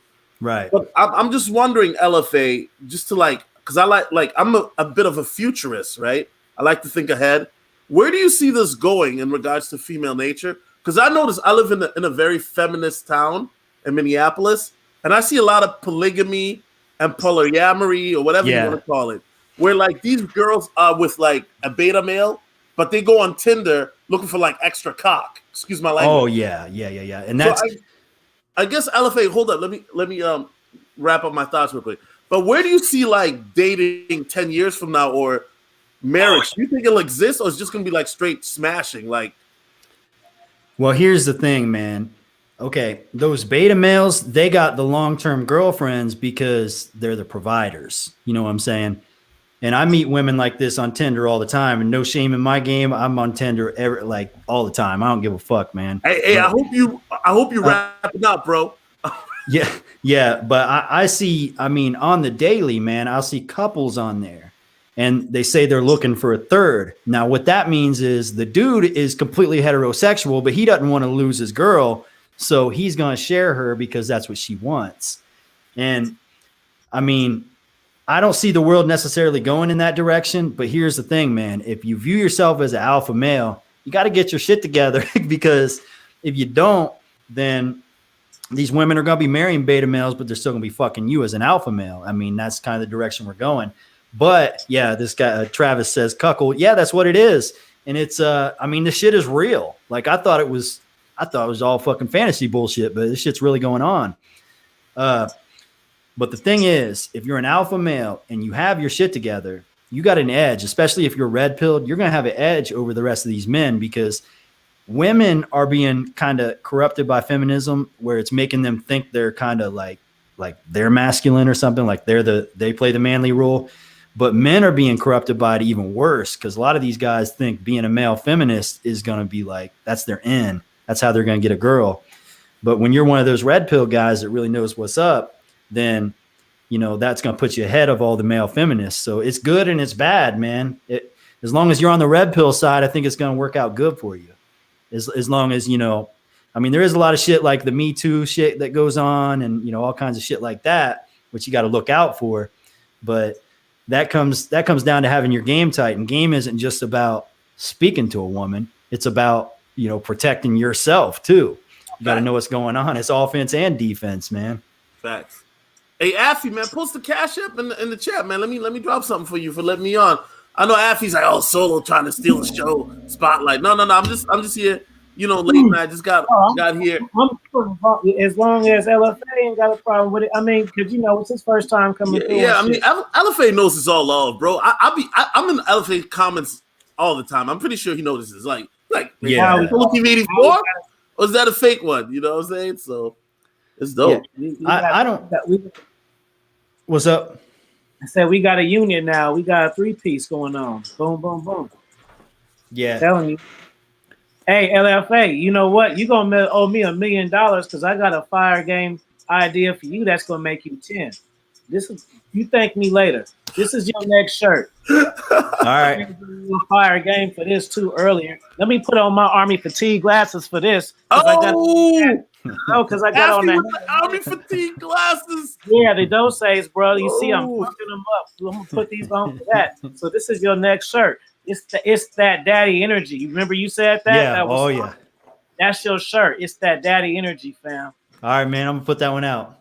As soon as I get off here, I'm gonna make that one.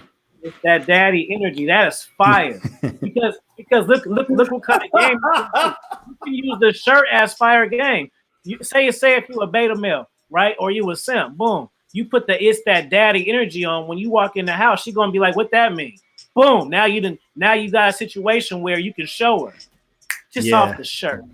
Just in case you were scared to do it, you put the it's that daddy energy shirt on, she gonna question what that means. Or you could just show her. You could just come in brand new with that shit and just sit down and be like, she's gonna read it. I love it, Affy. I love it. I love it. She's gonna see the shirt and she's gonna shit test me, but I'm gonna pass that motherfucker. Mm-hmm. Mm-hmm. If I got some army fatigue shoes right over here, I want PayPal just for me having to get up and show y'all because y'all didn't believe in me. I do have another question for both of you guys, Affy, starting with LFA. LFA, you said you in Oklahoma, right? Right.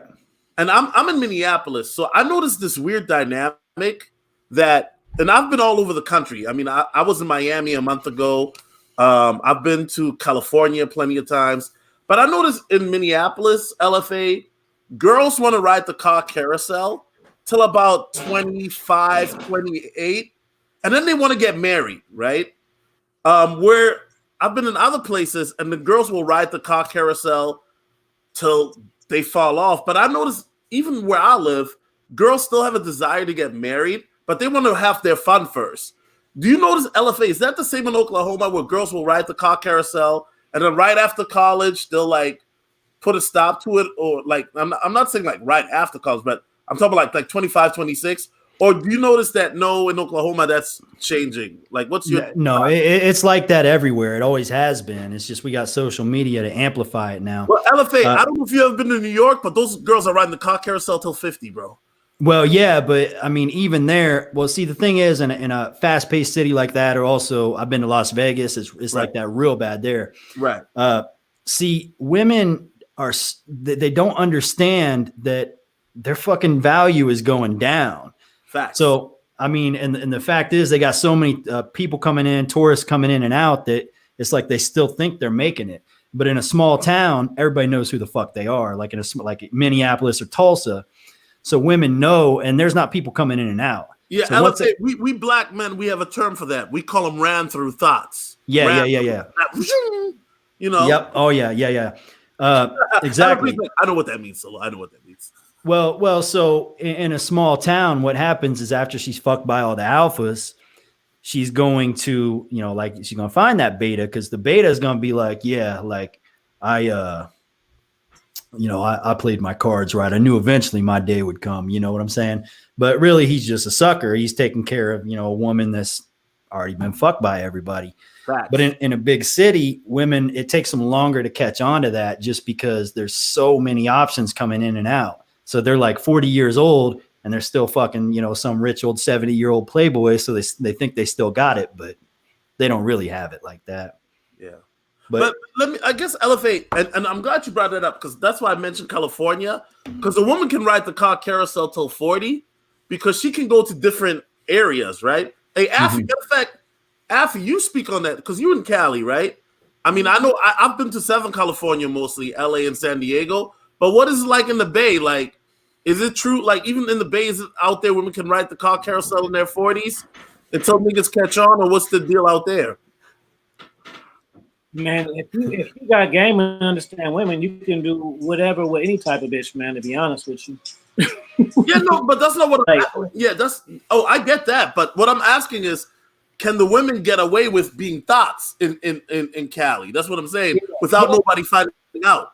Yeah, the simping is global, man. The simping is everywhere. You can't shit. I got friends that simps who I talk to and shit, and they still don't get it.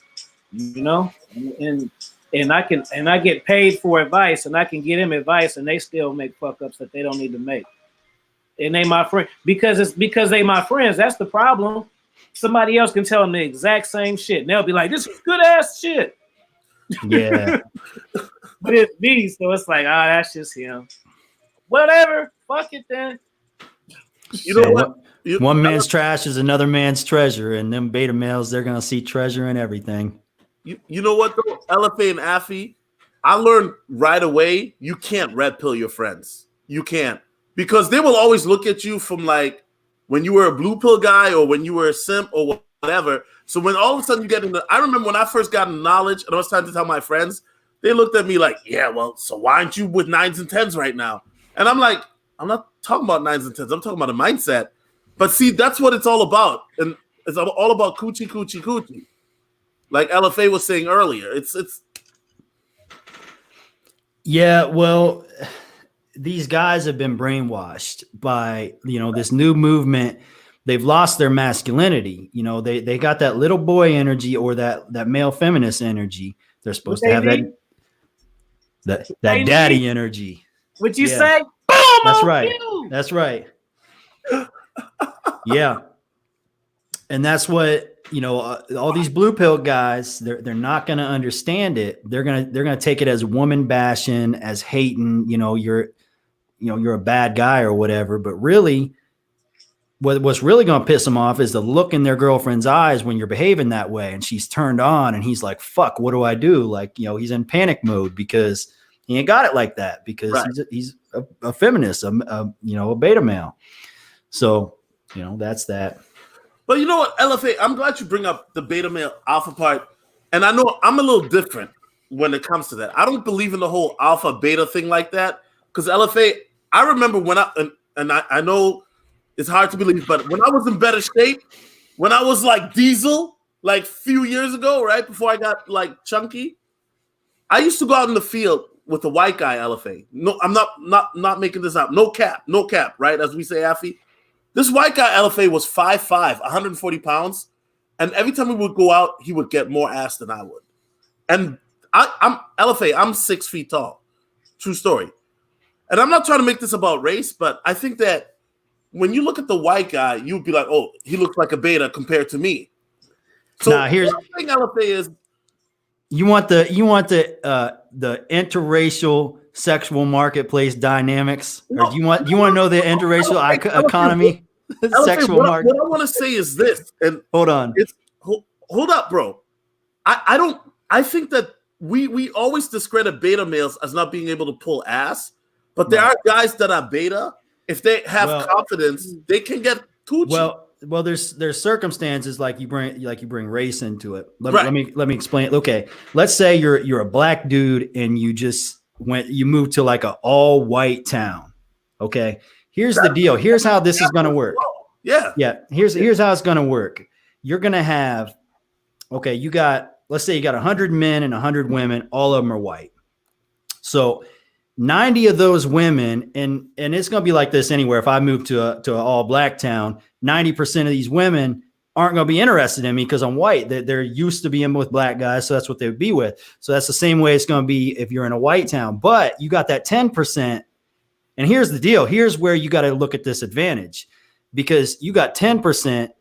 All they're looking for is a black man. So you being the only black guy there, you're going to have 10 bitches, while all those other 100% of men are competing with each other for one. So you got to look at it like that, man, because I mean, sure, 90% might say no, but 10% is a lot of bitches. While these other guys, they might not have any. So, you got to pick the ones that are into you, and that's just how it goes. And you know what, LFA, I'm glad you brought that up, because Minneapolis now has become very competitive. And you and Affy were talking about the body game, right? And I mean, I've lost 60 pounds in the last year. I know it doesn't show in my face. That's the calluses, right? But I'm still working out. And I don't know, LFA, maybe you can give me some tips, man, how I can lose that belly fat, bro. Because once you hit 35, that belly fat just doesn't go away like when I was 21. You know what I mean? But it's very competitive out here, bro. I don't know how it is in Oklahoma, but the black man, and by the way, I'm an equal opportunity dick appointment giver. Facts. Listen, I was on a date with a beautiful black girl like 2 weeks ago. LFA got it. He got it.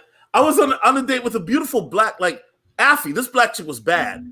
The only thing that messed me up is she had a long weave. LFA, you know what a weave is? That's fake. Do.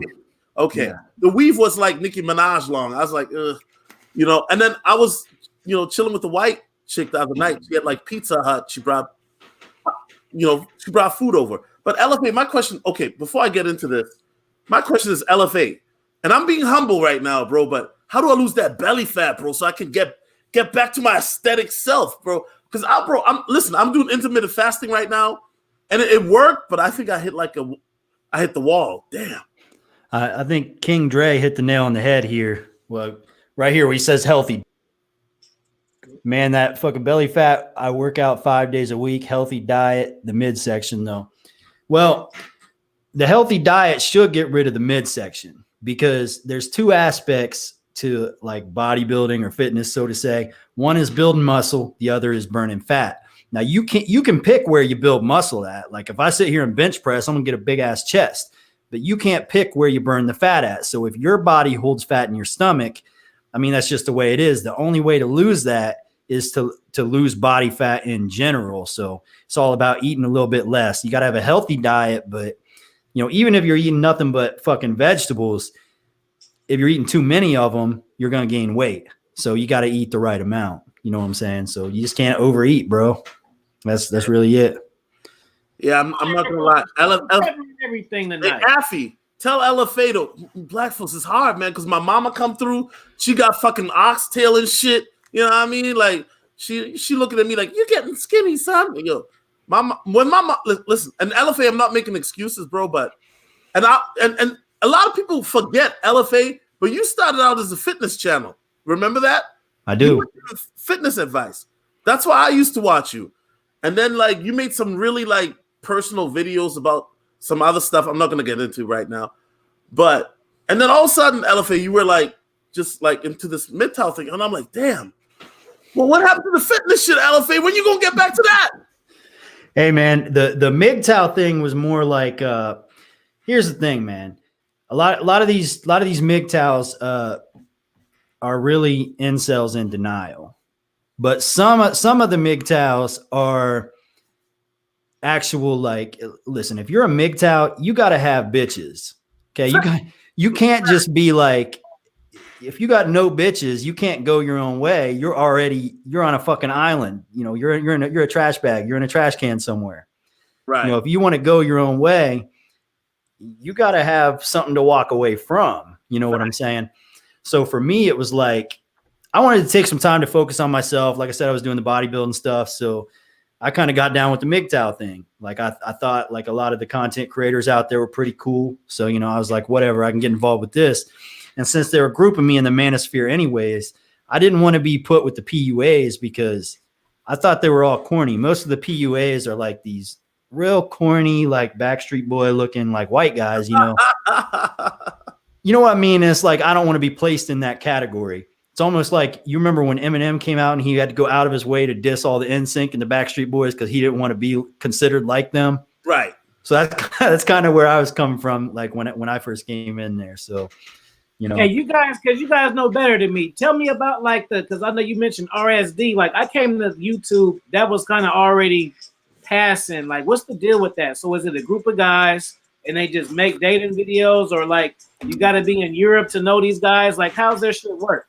Well, you know, when they like 10 years ago, when they were like really coming up, they were doing like cold approaches and they were doing like real crazy shit. Like I watched one video and I think Tyler is his name. He like walked up to this girl and he was like, snort like a pig for me. Like he was telling her weird shit. He was like, snort like a pig for me. And then like she snorted. That would never work for a black guy. I would get slapped. I know. Well, it wouldn't work for me either. I don't know what the fuck he was going for, but like I thought maybe she had to be paid because it was like, come on, this shit, it just ain't adding up. You know, he's like snort like a pig and snorting like a pig, and then he just like starts kissing her. I'm like, that's not game, man. That's something, but it's not game. I don't know what that something is. Else, sir.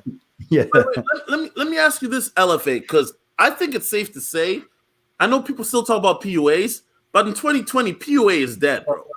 Like ours. Steve, I don't know if you've noticed, LFA, but they took down all their PUA, like pickup videos, approach videos, because like YouTube was coming after PUAs. They were like taking down their video. One PUA even got his whole channel deleted by the name of Squattin' Casanova. He was an Asian guy.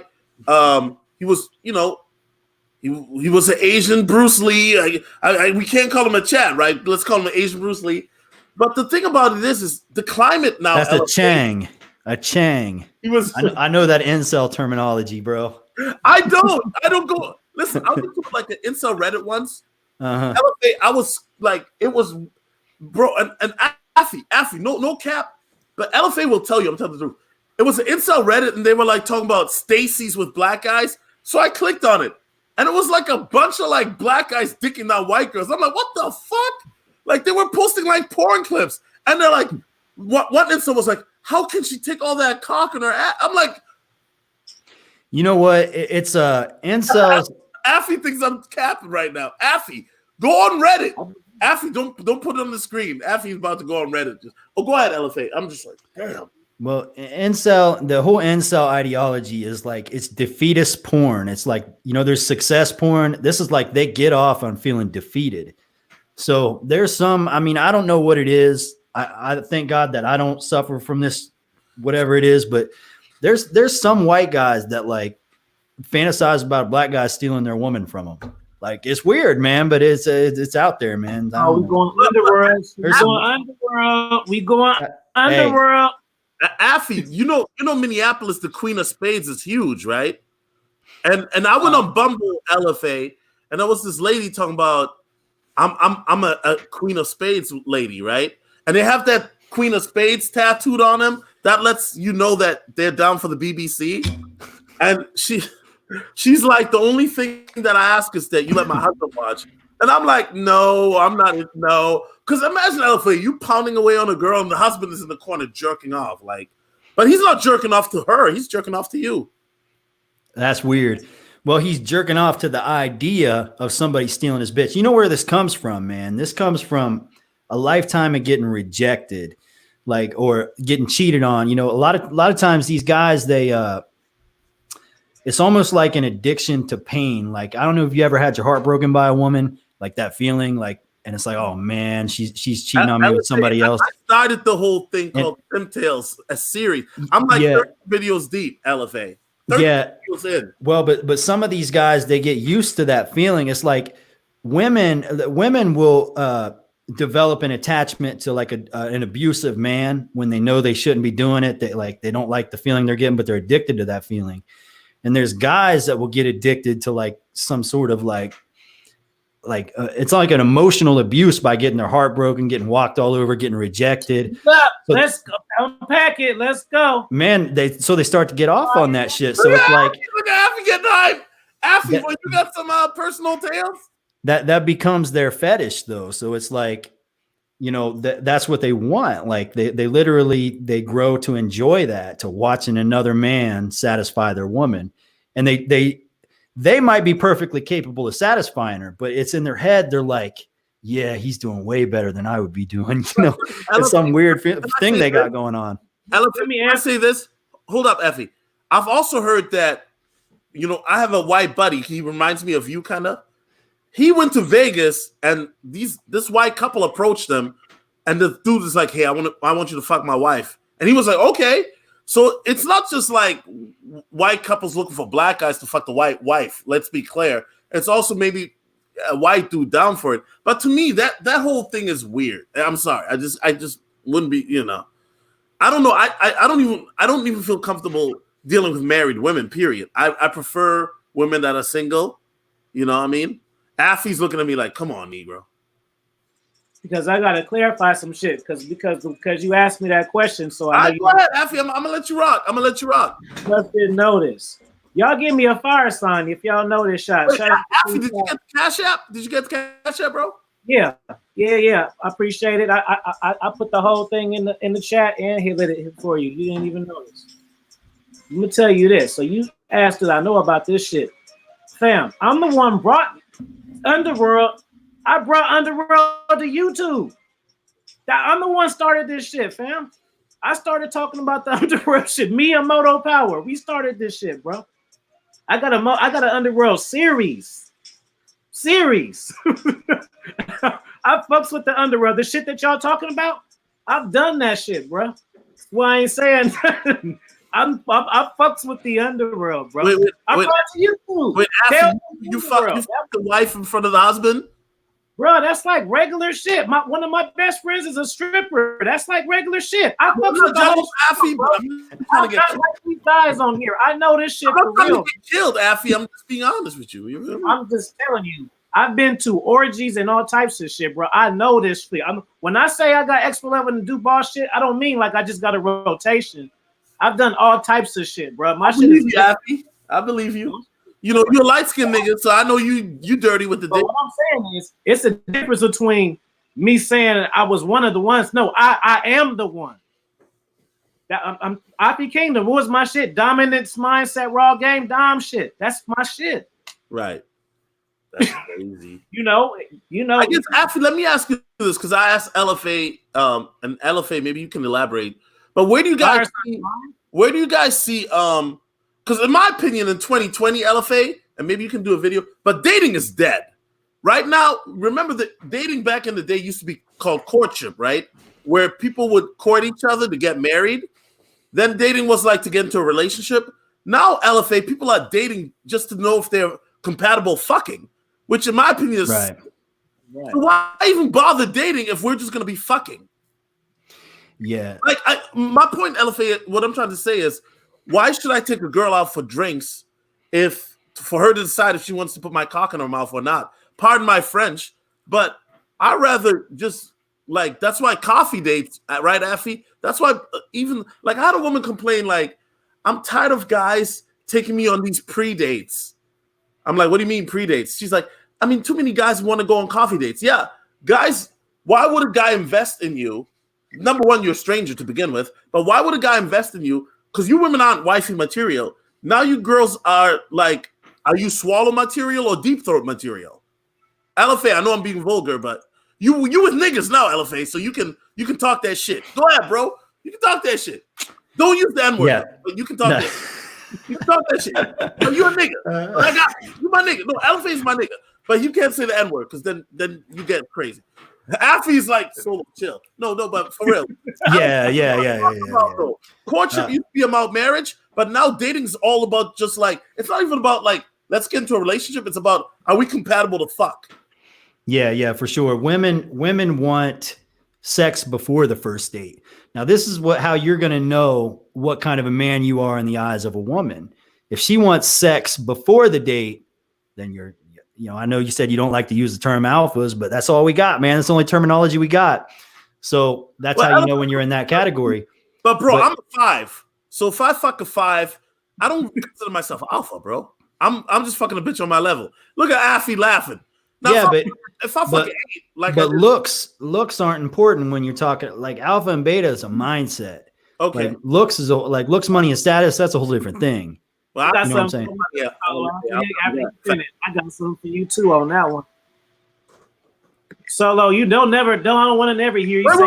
Wait, Affy, let LFA answer, because right now, and Affy, I'm gonna get to you, because Affy, every time we do a show, what do? I'm gonna let you rock. Look at Affy's like, Affy's looking at me crazy right now. But no, LFA, where do you see this going right now? Because right now, listen, and LFA, don't judge me, but nigga, I'm not doing no sex doll or no sex robots. That is weird to me. Yeah, it's weird. I think we can all. I mean, nobody on this panel here is gonna agree with fucking dolls or robots. Why? When I said sex dolls, sex robots. What's up, Affy? Where you at? That type of shit. Come on, Mike. No. Yeah, it's not even a real thing over here. Okay, but here's the thing, and I'm not dissing nobody, because O'Shea, that's my dude. But when he interviewed the dude with the sex doll, and he's like, "Yeah, she's my girl," and she makes. Who was that? Who was the guy he interviewed? O'Shea interviewed some truck driver. I don't remember his name. LFA. Affy, did you see that interview? Yeah, I don't look at that type of shit. At his name, but LFA. I know what you're talking about, though, but I wouldn't watch. And here's the thing, LFA. The guy showed his face just like I'm showing my face. But here's the thing. No flamingo. He was a decent looking guy. Better looking than me. For 40 years old, LFA, he could look like he could be your older brother. No cap. I mean, some people are just kinky, man. He wants to fuck a doll. I don't know. That's his thing. I don't know what else to say, man. Like, I know me personally, I can only speak for me, but I gotta drink more. This is not. No. I mean, keep that shit away from me. That's like another thing, man. Like, who's gonna clean the fucking thing? Like a real woman, like the vagina cleans itself, man. A doll. I mean, what are you gonna do with that thing, man? That's trash, man. I'm gonna say this. It's just really like LFA said. I'm gonna hop on that camel. It's a mindset. So just like you said, you were 5. Don't never say you were 5 again. Even if you're being funny, you got enough going on in your life and doing enough fly shit that you should be a 20 on these hoes, fam. You're slipping. You don't even know. Affy, I'm so tired of the Kenan Thompson jokes. Even if you thought of yourself as a 7, because it still need to be a 20, bro. Because you need to approach these bitches like, I'm a photographer, big 60,000K follower YouTuber, bitch. Who cares about that? I don't care about. You don't have to care about it, but the 5 shit, get that shit out of here. You need to be 20. Affy. A lot of things that we talk about like alpha, or staying in shape in the gym. And by the way, that's why I'm working out, and that's why I'm going to the gym tomorrow. Not for the women, but for me.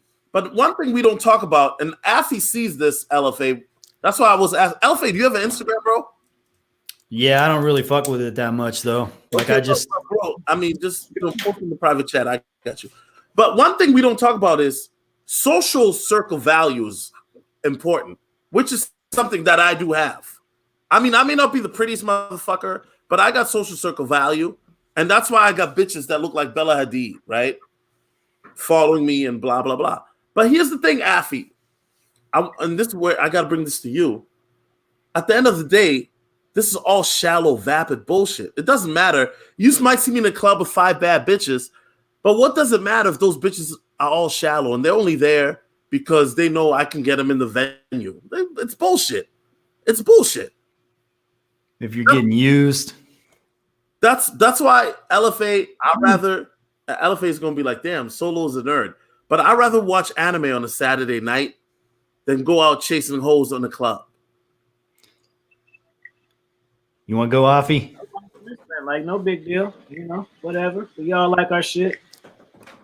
Yeah. I like doing this shit. You know what I'm saying? Yeah.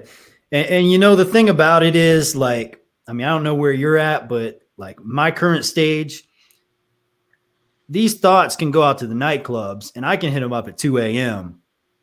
They can come here. You know, some of them are going to get taken home, but some of them are going to be left stranded, you know? So, I mean, whatever.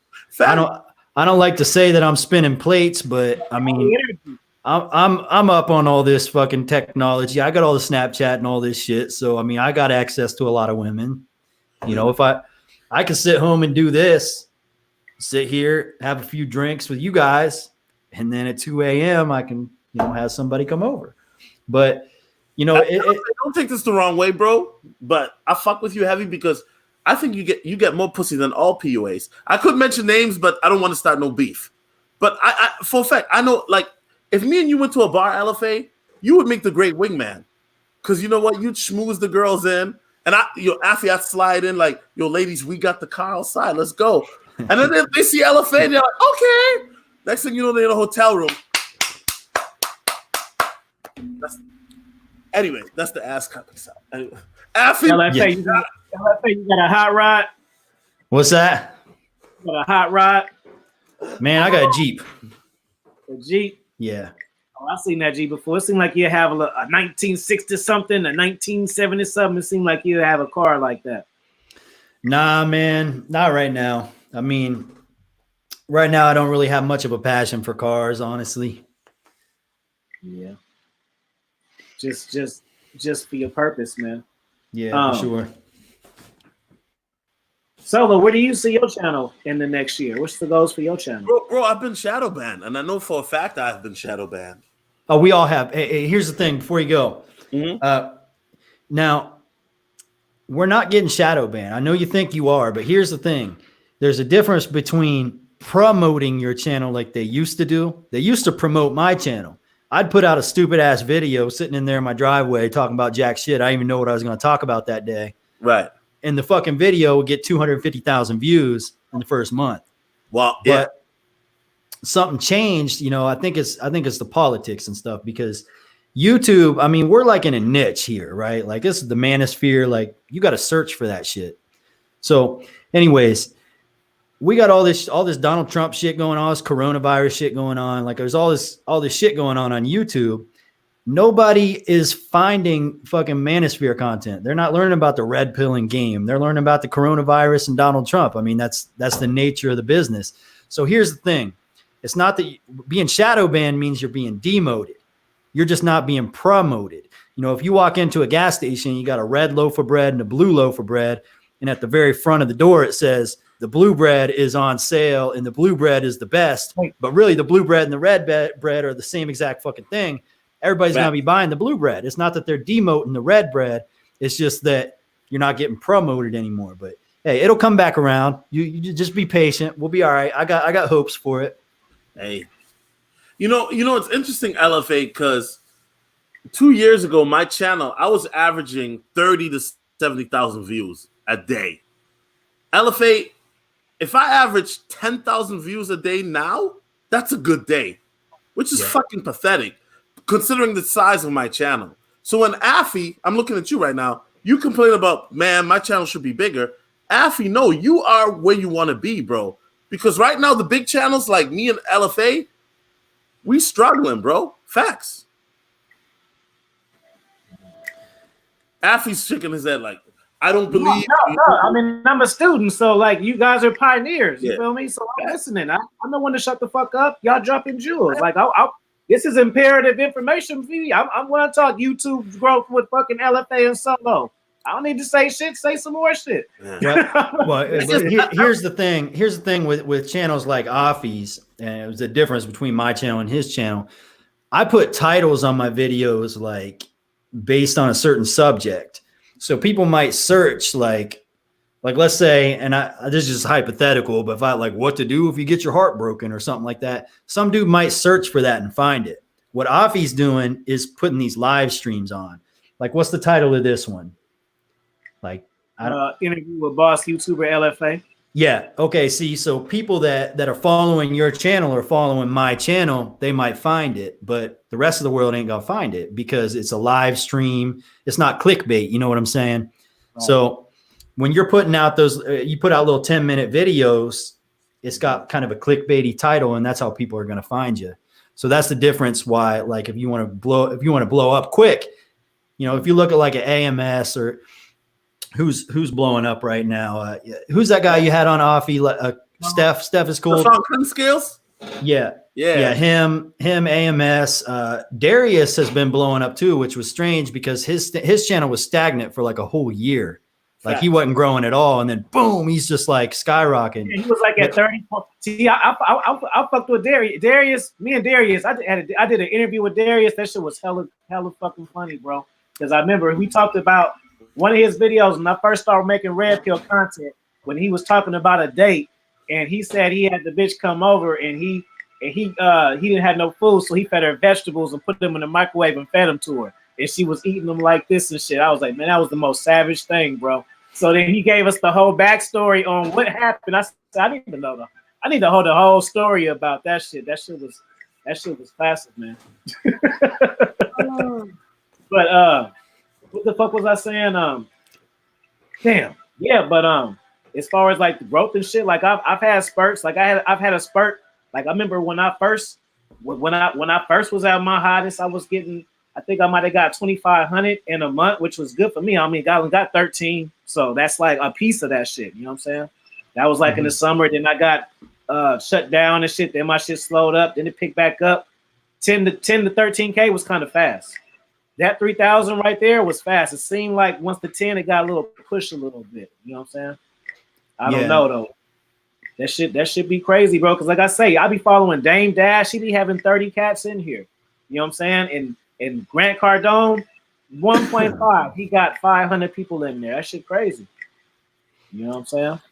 Yeah, I think the big thing is just to keep, you know, you got to have consistency. I mean, you're gonna be stagnant for a while. You're gonna blow up every now and then. It's just, I mean, you can't control the algorithm. Sometimes you're getting hits, sometimes you're not. But you know, the key is just to stay consistent, build up that body of work, because eventually people are gonna find you and they're gonna go back and they're gonna watch all your videos. You're gonna get the views, but you just gotta be patient. You know, there's ups and downs. Like I've seen so many channels, like I'm just thinking, wow, these guys fell off. But, you know, a couple weeks later, boom, they're right back on, you know? So. Yeah, like Donovan Jarb, he just did a spurt. He has it over. He is just killing it, man. He's like 30 and 50. Yeah, man. And I try not to watch his shit because I get addicted to it. I've been watching his shit for like fucking hours, man.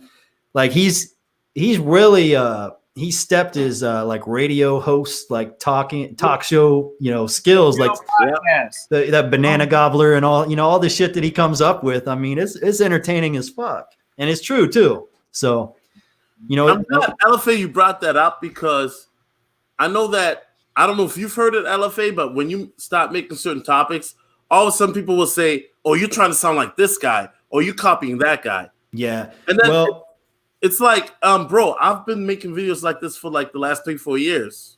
Yeah.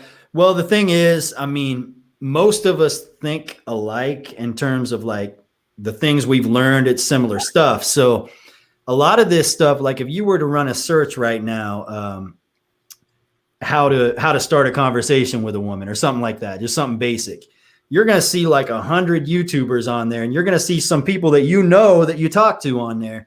And if you watch these videos, they're basically all saying the same thing.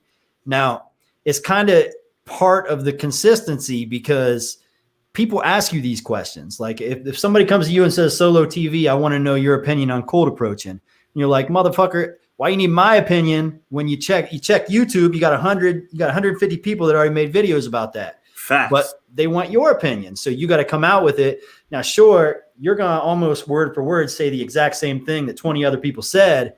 So they're going to say you're swagger jacking or whatever, capping, whatever you call it. I don't know, man. Hey, Afi, can I put the Don DeMarco? What's up? But Afi's like, yeah, Solo, put that. Yeah, let me do it. By the way, Afi loves it when I do that too. Facts. I mean, but there's times. Here's the thing: if somebody's like straight plagiarizing your shit, like you're coming up with new innovative shit, and they're just fucking every fucking video is just shit that you already did. That's one thing because they're making money off of your hard work. But you know.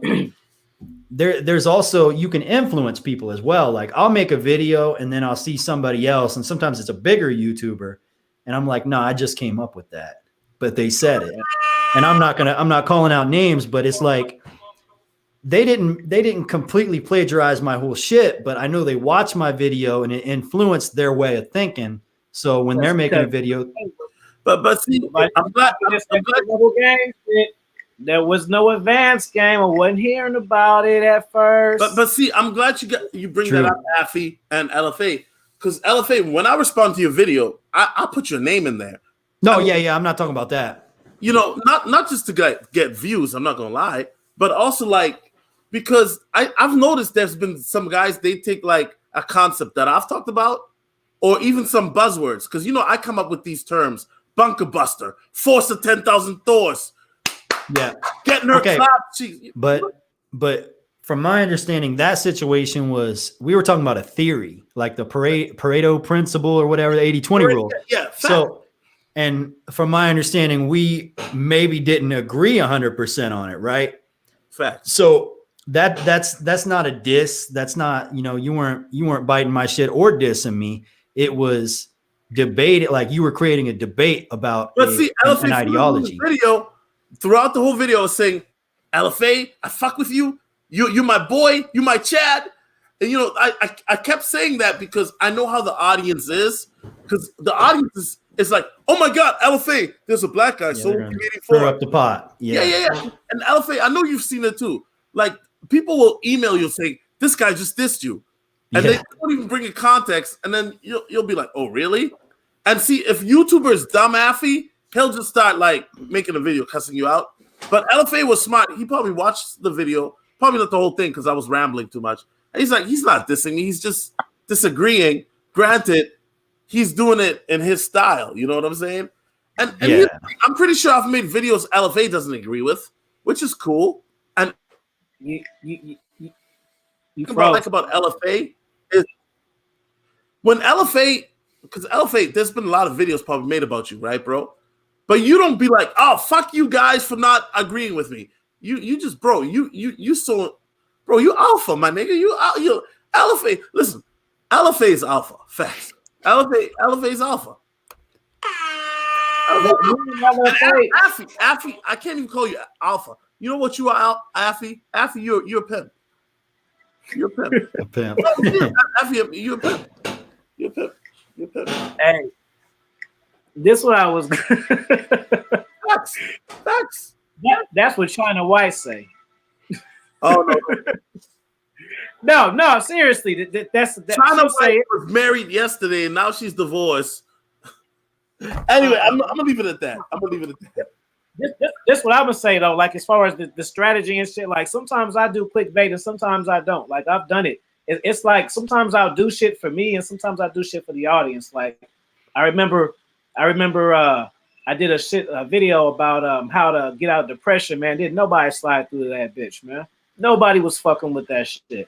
You know what I'm saying? And then, like for me, like my shit, I get 100 motherfuckers in here, but it be a slow build. You know what I'm saying? It kind of go. But I remember one time I did some shit like how to make a woman come. I had 50 motherfuckers in there like 3 minutes. I wouldn't even, you know what I'm saying? I'm just like, damn, that's all y'all care about is these hoes, man. But even like this, like the title of this, interview with Boss Youtuber LFA. Now, if I was really trying to do something I would have just gave me and you a topic that was catchy, and we talked about that. You feel me? Mm-hmm. Like, you know, the code approach or whatever, you know, what's going on, and kind of incorporate it in you. But I didn't want to do that because I've been a fan of your work for a long time, and we've talked through the comments, but I wanted to catch your vibe and really talk to you first rather than just, okay, this is the topic, the Aisha Curry shit featuring LFA. I don't want to do that. You feel me? Not with cats who I fuck with. So this is, like I told you, this is some shit that I wanted to do, just being a fan. And you know what I'm saying? Like me, it's pretty cool. Like me doing YouTube, I'm known, and it's not about being the most popular, but I'm known for being great. The people who fuck with me know for me being a saucy, humble, and articulate guy, man, that fuck with the bitches. And that's what I am. You know? I love you, Affy. I love you. So, Affy, sidebar, Affy. I just want to bring this up. I don't want to do it publicly, but I got to. I was speaking with Alpha Dom X today. Oh, you talked to him? Yeah, I did. As you know, he's going through some things. Yeah. But I guess he wanted me to do an interview with him tonight, but I couldn't because I was at my cousin's house. And so I'll pray for Alpha Dom X, huh? Sure you want to do that? Huh? And then you know what, Affy, I'm glad I didn't get to do it because let's buzz LFA in real quick. So LFA, Alpha Dom X, is a YouTuber, and he talks about purpose and shit like we do, and he's like a fitness guy. So I fucked with him. He's ripped like no flamingo. You know, I did Solo always talking about guys I rip, but he's no flamingo. Let me say that because you know I'm secure with mine. Listen, LFA, I got a text message right now of a woman talking about how big my penis is. I mean, pause. But I got receipts. I got receipts. The bunker buster's real with the force of 10,000 doors. Listen, I've been working out in LFA. I'm on day 185 right now with no fap. I swear to God, every time I smash a chick, it gets harder and harder. I swear to that no fap shit, LFA. I know I haven't heard you talk about it. You got to get on it, bro. I'm smashing these chicks through a fucking wall these days. My blood flow is much better. Listen, I'm a big guy, but there's something happening to me, LFA. I'm giving these girls that they're like, oh my daddy. Listen, and I'm not even here to brag like that. But you know what? No fap has changed my life. Here's the thing, man, about no fap, and this is my only opinion on it. Now, if there are some dudes out there that got mental issues, like they're beating off all day long. You know what I'm saying? So the way I view it is every time you beat off, you wasted that could have been on a woman, but you wasted it by yourself. Facts. So for some guys that it's like, they just waste them all, you know? So you got to like, no fap can control you to be like, all right, if you want this reward, you got to go out there and talk to a female. You know what I'm saying? I'm glad you brought that up because I'm not trying to make it because look, I'm not an incel, right? It makes me sound like that. But when I was fapping like 2-3 times a week, I wasn't motivated to go out. And then all of a sudden, LFA, like after 60 days, I went beast mode. And then all of a sudden I started to notice like more energy at the gym, and I'm more aggressive with women. And it's weird because I feel like subconsciously, remember Affy, hold up, my computer's about to die. Hold on, guys. Oh, wait.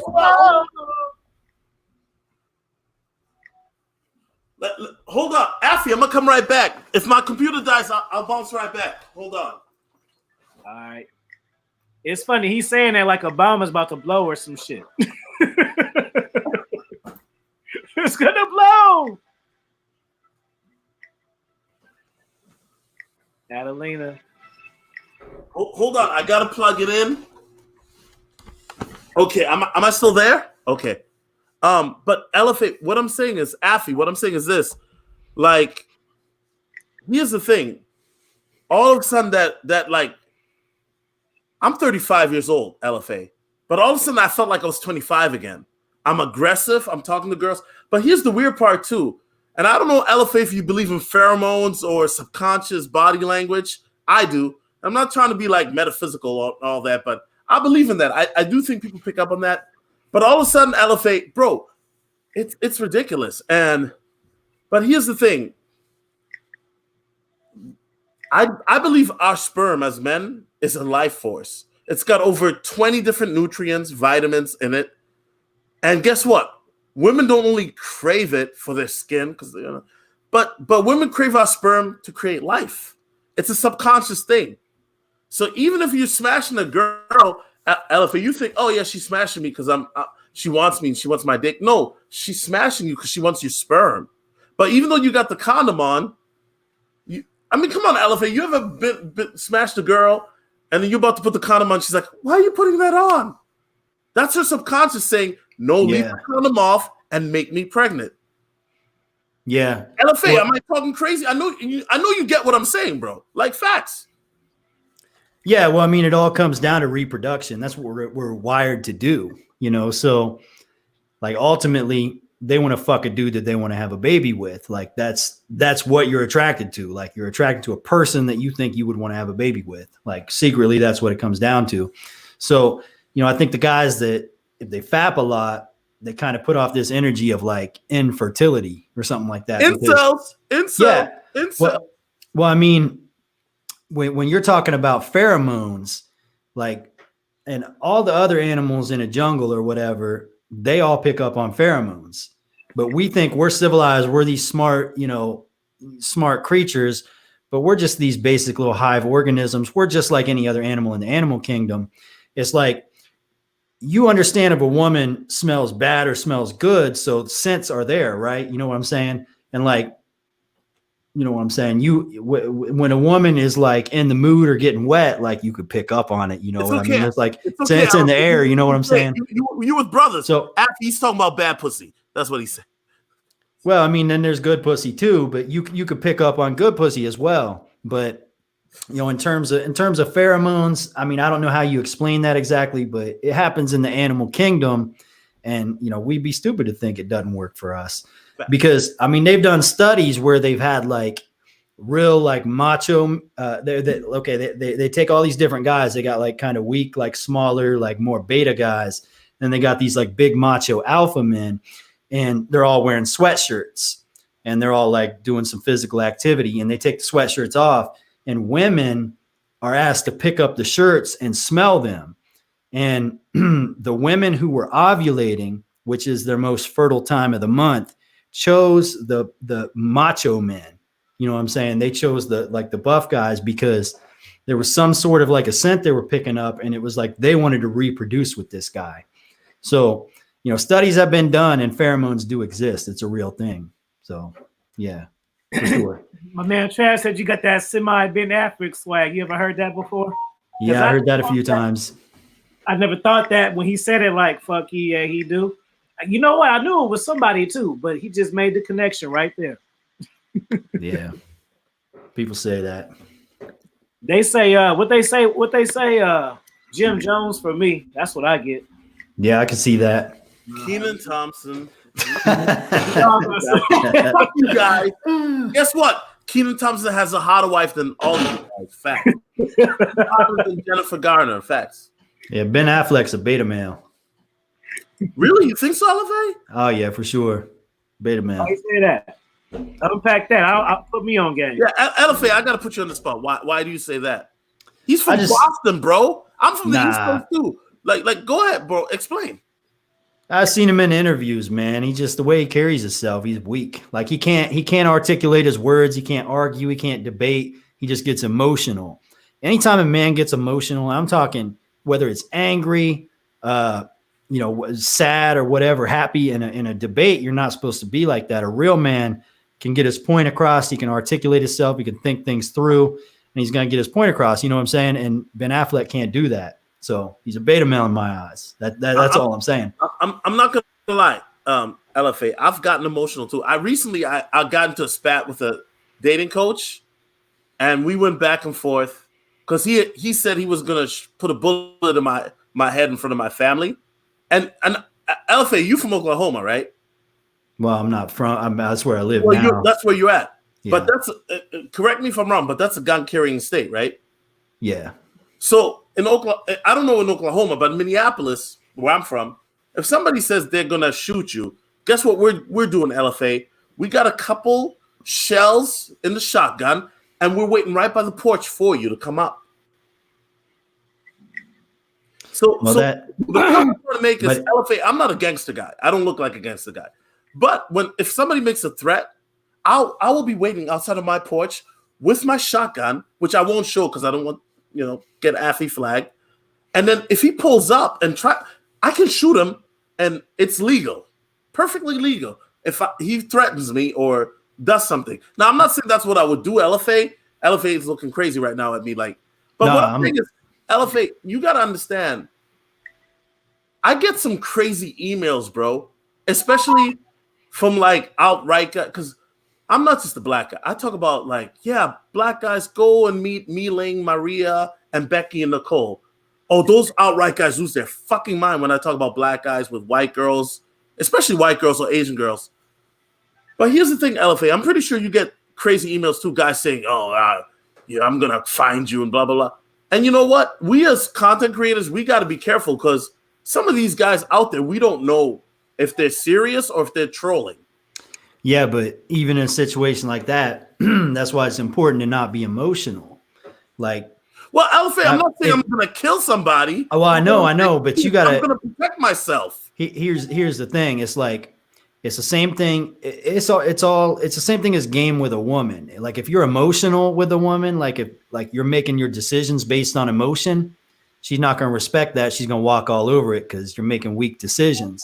Facts. Now, if you're handling yourself in a fight or a feud or life or death with another man, you gotta run game on him as well. It's got to be smart and calculated. You got to hold your shit together, because if he's got a gun and you got a gun, you can't just be angry.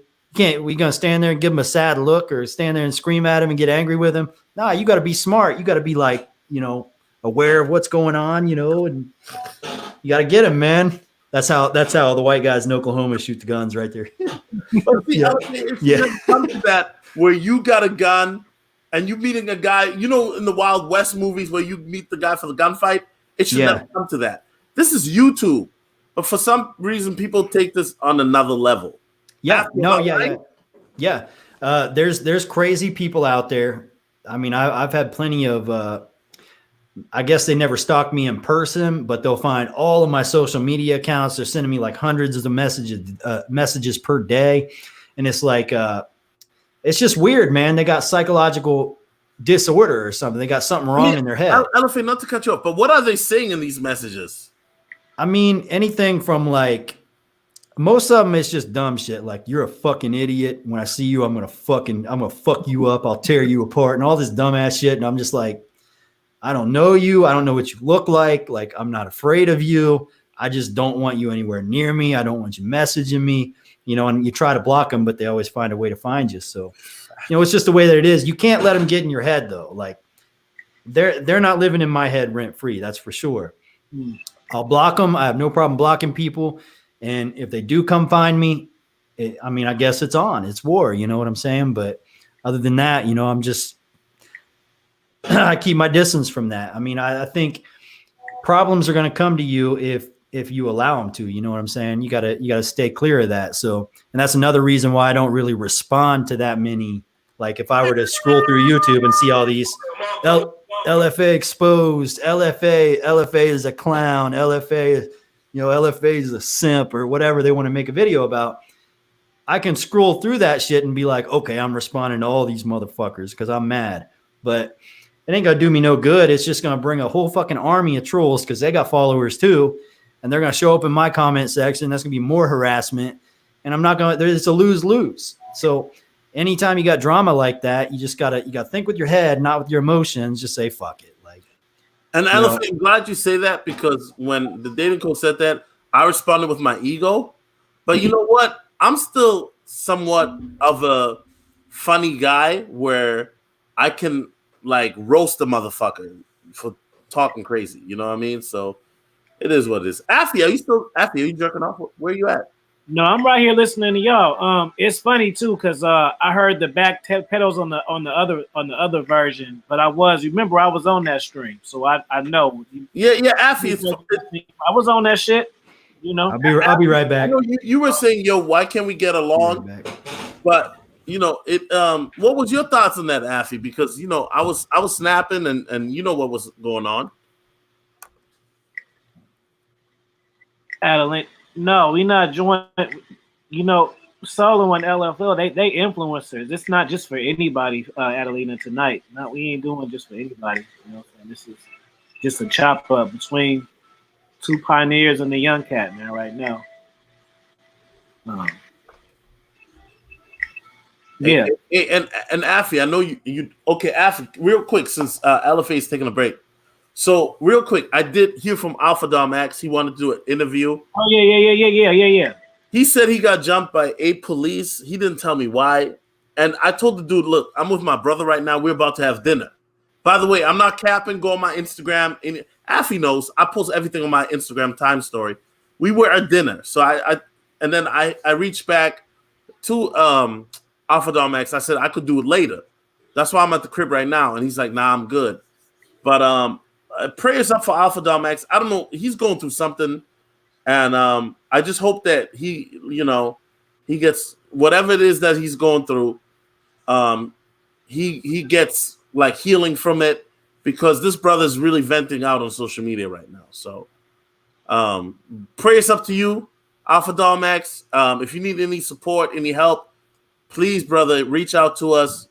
You know what I mean? Because all that what you're doing on social media, man, that's not really saucy, man. Keeping 100.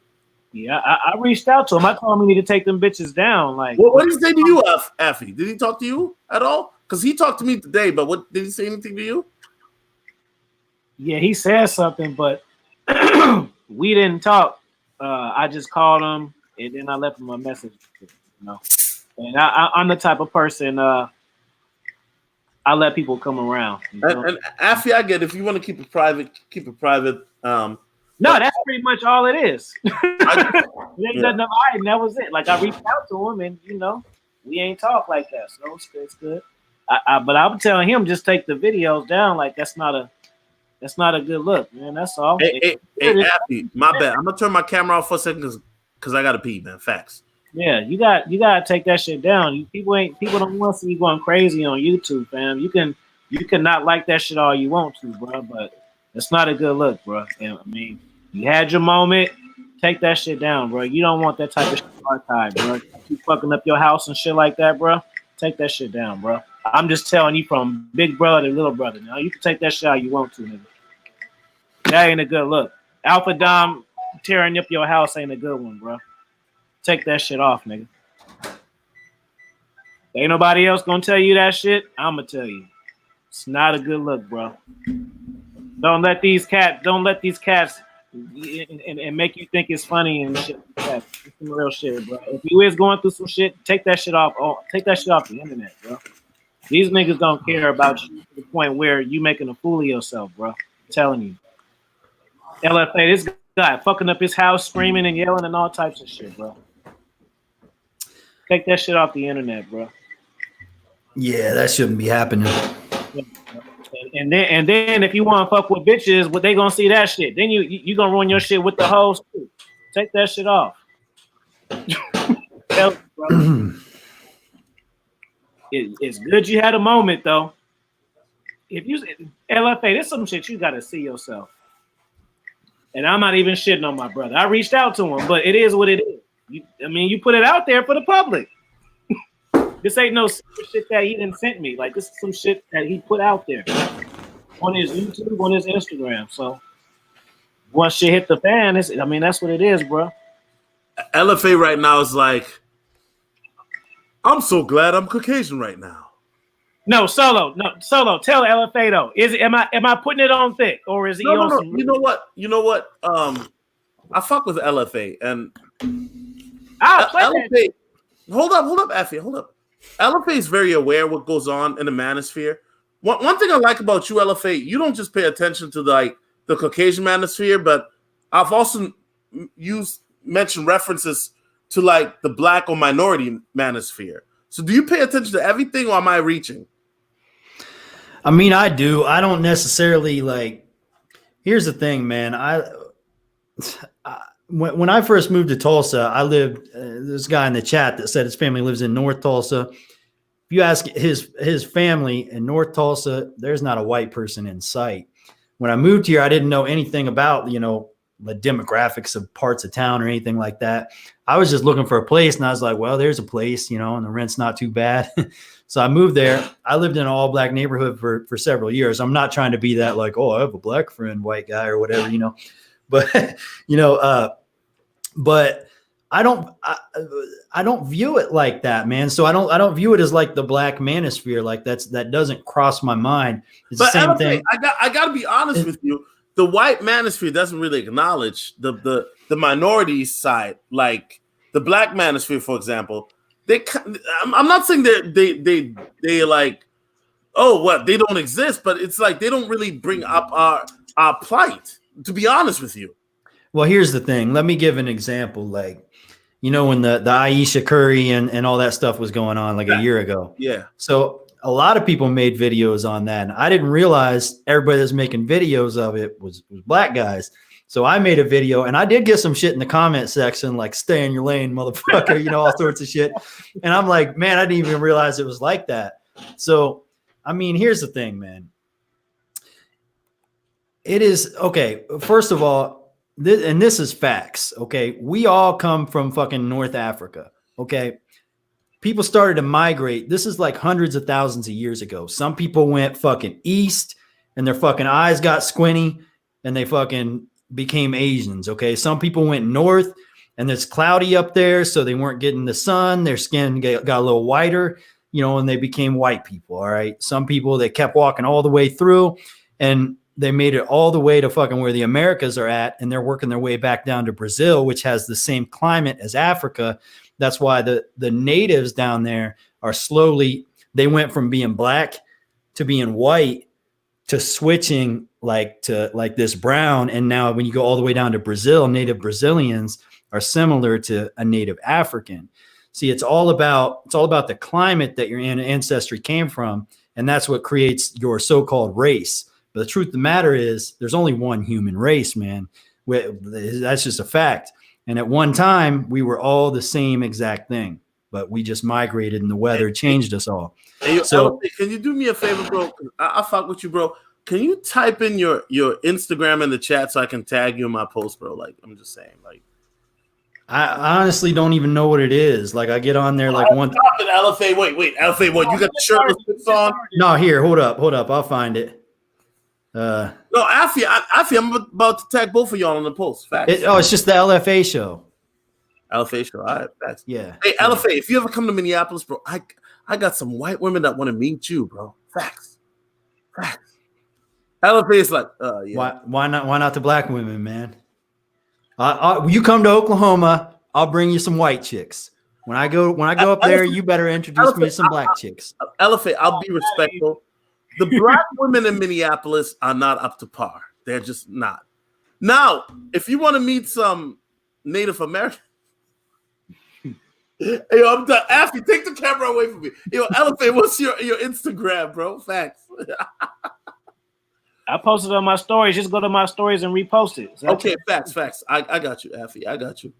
Then you see it like that. Hey, yo, Afi, I like this though because it's chill. Because usually Afi, LFA will have like 6-7 dudes on, and I don't like to be when there's too many. Because as you can tell, LFA, I like to kind of like interject a lot. You know what I mean? So like, that's just me though. No disrespect. You know, I talk to you hella times, so it ain't really no big deal. It ain't like. But Afi, you like my older brother, bro. Like no, true story, LFA. If I have like a situation where I'm thinking with my dick, I will go to Afi. Even though I know the answer, because LFA knows what I'm talking about. Like, sometimes you need, like, to hear another person's opinion. So I go to Afi, and Afi will be like, no, bro, this is what you need to do. Right, Afi?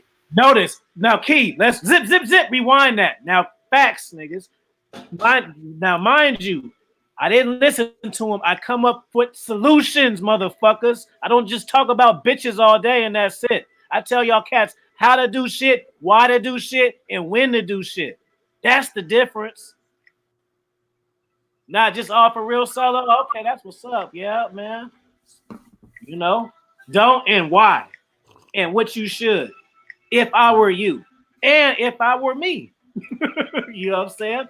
That's pure game right there. You got a question, LFA.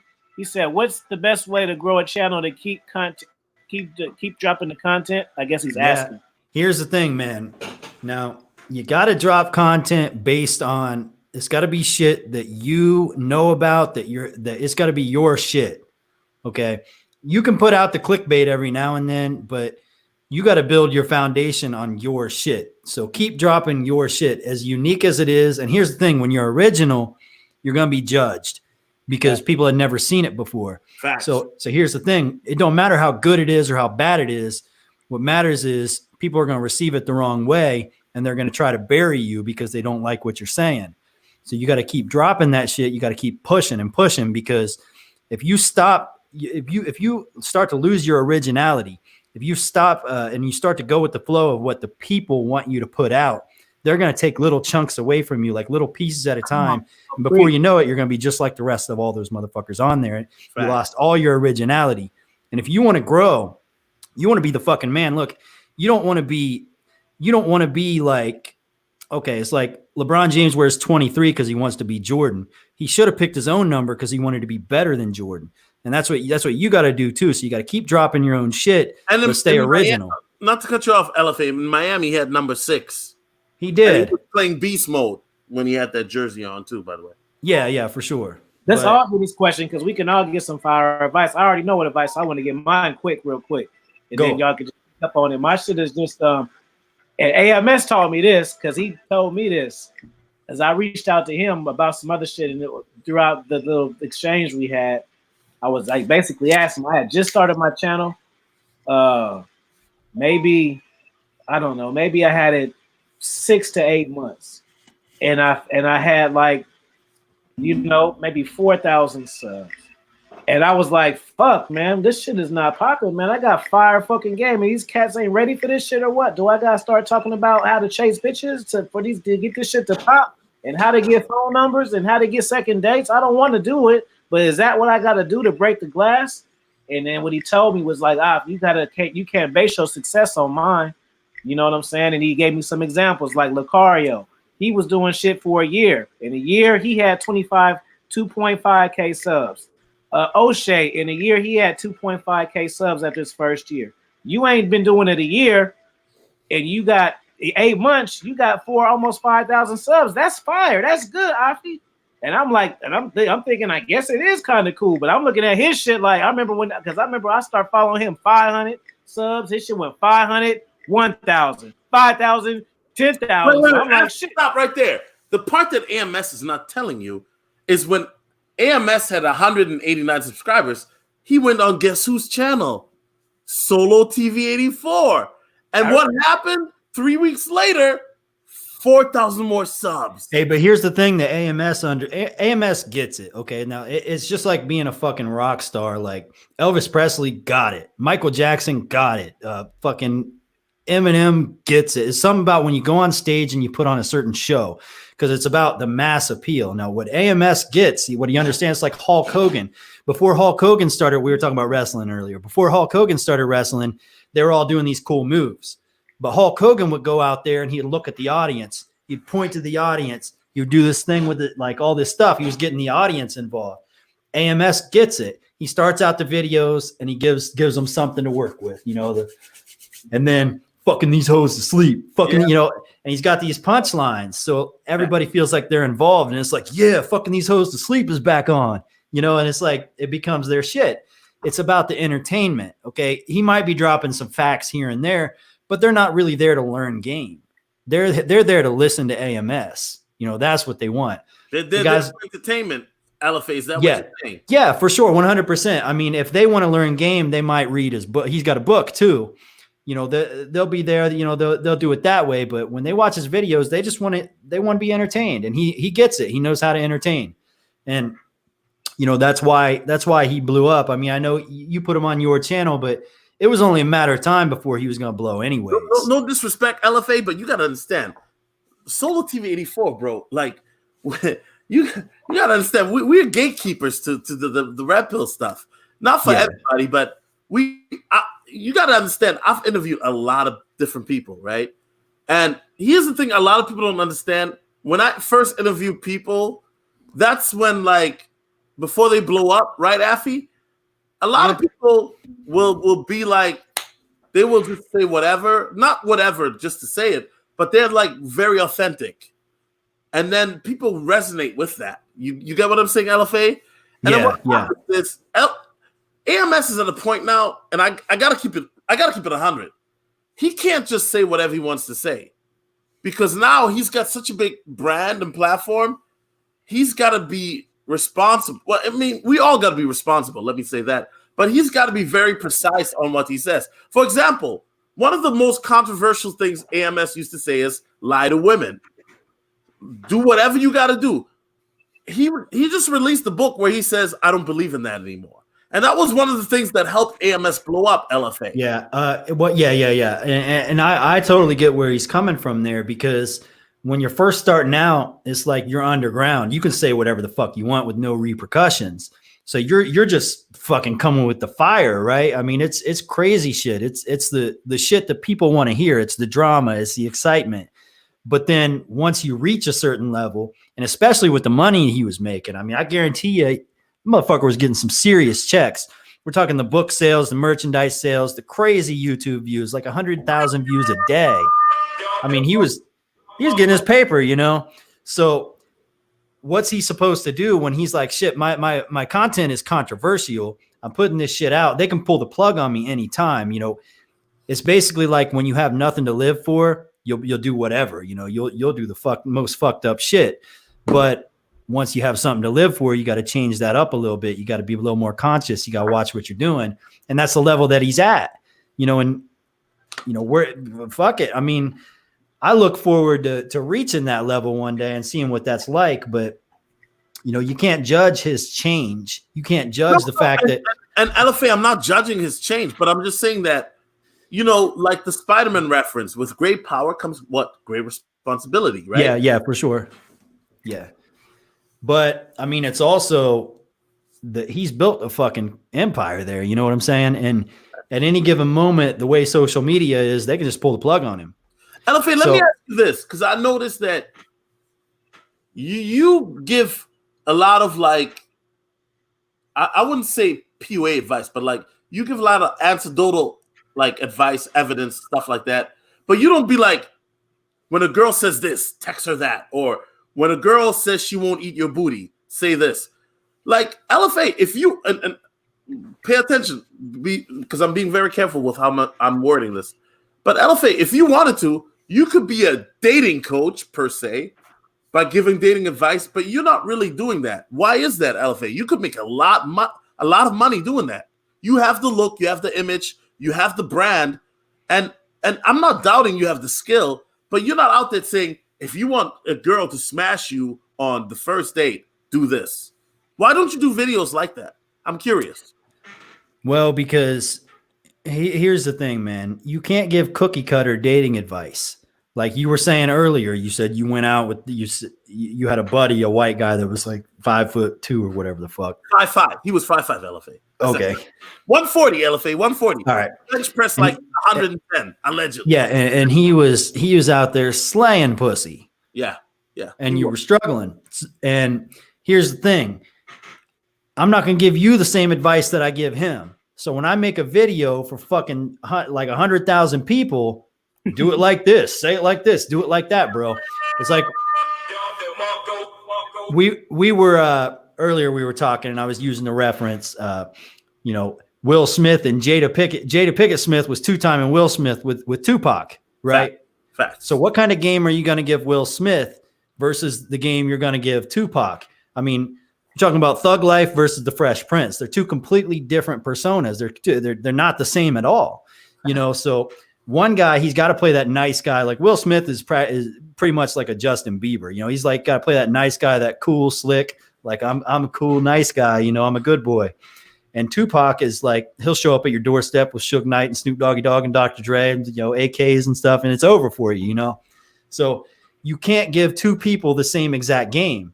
Now, I can counsel somebody if they come to me and they tell me their situation and I find a little bit about them, I can give them some advice. but I can't just give, some generic advice to 10,000 people at the same time. It's not going to work like that. Now, yeah, you're right. If I come with punchlines and come with something that's entertaining and clickbaity, I can grow my channel a lot faster. But that's not really what I'm trying to do. To be honest with you, I'm not a big fan of the fame, man. I'm not a big fan of the attention. I like the money. I love the money. But with the attention, it gets frustrating. I can't work a normal job without everybody knowing who the fuck I am and everybody judging me for it. And everybody, I say some fucked up shit sometimes, and I gotta, I make my bed and I gotta sleep in it. You know what I'm saying? And yeah, I know. I know. And it's like the bigger you get, the more of that you deal with. I know they say more money, more problems, but I don't think that's the case, man. I think it's more fame, more problems. The money helps. The money is useful. The fame isn't, man. I mean, the fame, yes. Like, yo, LFA, you answered that beautifully, and you know what? And I think that's very important because a lot of people don't realize. Affy, you've dealt with this too. Yeah. Like those are the surreal, real moments. And by the way, I don't live in a big city, but when somebody comes up to you and be like, "Hey, I know who you are. You're Solotv84," and you're like, the first time that ever happened is like, "No, I'm not." He's like, "Yeah, you are. I recognize your big head." I'm like, I'm not. I'm a Jedi Knight. I'm not Solotv84. Now go to the left. He's like, "That's not gonna work on me. You are Solotv84." So it's one of those things, LFA, where you realize shit gets real when you realize people come up to you in real life and they recognize you for who you are. And are you going to stand by what you say on the internet, or are you going to falter?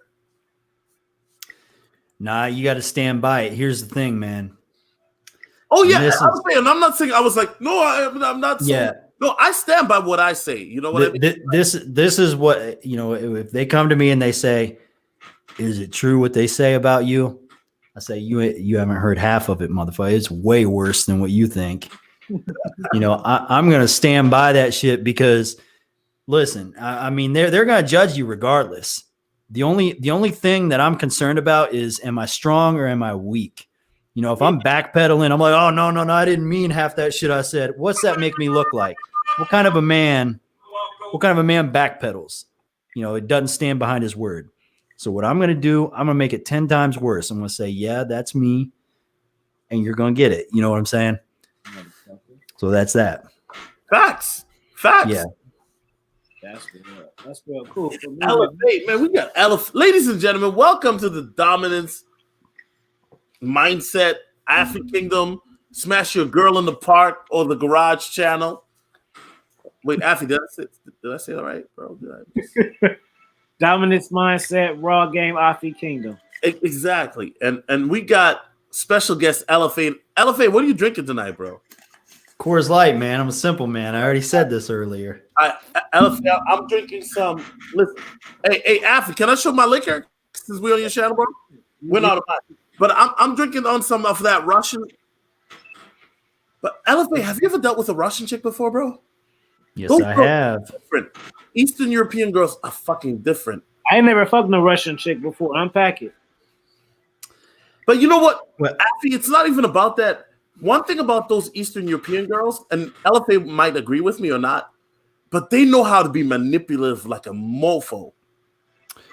Well, they're looking. I was giving her my credit card. She was running that shit out. I'm like, "What's happening?" The sex was amazing. I'm like, "Holy shit." No, I'm being honest. Like, we always talk about how good we are with women and how we. No, bro, I was not ready for that Russian girl.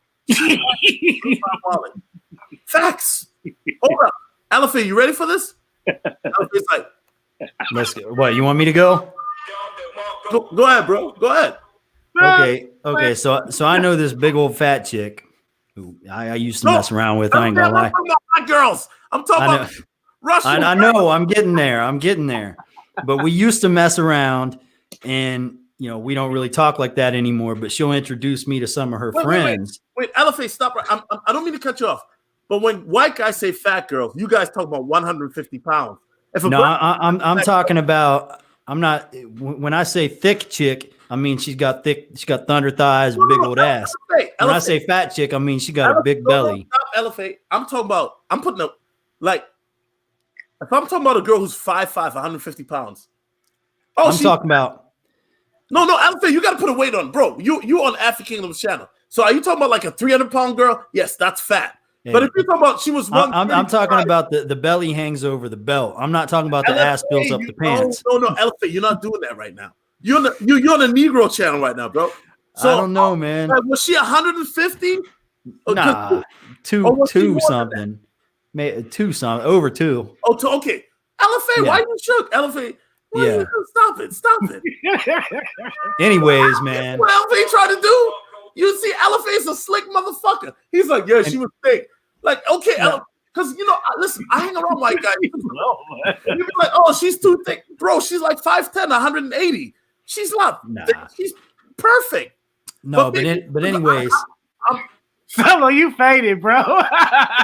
Yes, I am faded. Fuck you, Affy. Fuck you. Marco. You up for that one? He's but she'll shoot me a text every now and then. I know exactly what it means. It means she's got a friend that wants some dick because she knows I don't fuck with her anymore, but she'll try to hook her friends up because girls are like that. You know what I mean? Wait, are they trying to like a 3-way? Nah, she's just trying to send a girl over my way. Like she's got a friend that's looking for some dick. So she's being the, what do you call that? Like the wing woman or whatever. Referral pussy? Wait, that's yeah. Referral pussy. Yeah, so she sent a Russian girl over to my place. And this girl was a doctor, which is, I'm not trying to date a doctor. I don't know about you, but I don't like educated women. I'm not attracted to educated. Like you can have like an associate's degree, but I'm not a bachelor degree or higher. I don't want nothing to do with that. You know why I like educated women? Why? One of the best like women that I dated was educated because she was not boring to talk to. She was like very interesting and like, okay, I'm not gonna lie, the sex was terrible because she had a fucking Amazon bush of a pussy, and I could feel her like hair. No, it wasn't. No, she can be smart. I like intelligent women, but I don't want an educated woman because the educated woman spent too much time working on her fucking education and all that shit. That's not feminine. That's masculine to me. Like I get what you mean, LFA. But anyways, so she came over. She looked like a fucking looked like a supermodel and is a fucking doctor. Which, for me, I mean, most of the women I mess with, like I said, I'll fuck the fry cook. I don't really give a fuck. But to fuck a doctor that looks like a supermodel, like for me, that's like yo, man, like this is a little too much. But anyways, she wanted to like we fucked on the first night. And she wanted to like move in like right then and there. So I knew like you're dealing with a foreign chick. Foreigners aren't like they are like women are here in America. Like here in America, like you said, they want to ride the cock carousel in their 20s. They want to settle down when they hit the wall in their 30s. But in foreign countries, they want to settle down immediately. Like it's not even like that. They're still in touch with they know they're at their most fertile when they're like 22, 23 years old. So these girls want to settle down immediately. So like if they fuck you, that means they want to make babies with you and they want to settle down with you. And that's the way it is with them European women or even the South American women. You can find a woman from Africa or Asia and they're going to be like that too. It's only in these, I guess like these Western civilizations that have been like kind of overrun by feminism. That's where these women ride the cock carousel like that. You know what I'm saying? But yeah. Anytime you mess with a foreign chick, she's gonna want to settle down with you. Real quick, LFA, I asked you earlier, and I think we got sidetracked since we back on it. What's the qualities, like maybe 3 qualities in a woman that you're attracted to? Because I don't even think we got into that like that. Looks obviously, but listen, I've been attracted to women that look all different types. So it's hard to say, but stop. I'm sorry. LFA, I'm about to jump off because I gotta go to bed because I'm an old nigga. But okay. LFA, have you ever fucked with a chocolate or a black Barbie or a black girl? Absolutely. Yes. Or a fat black girl. I'm just.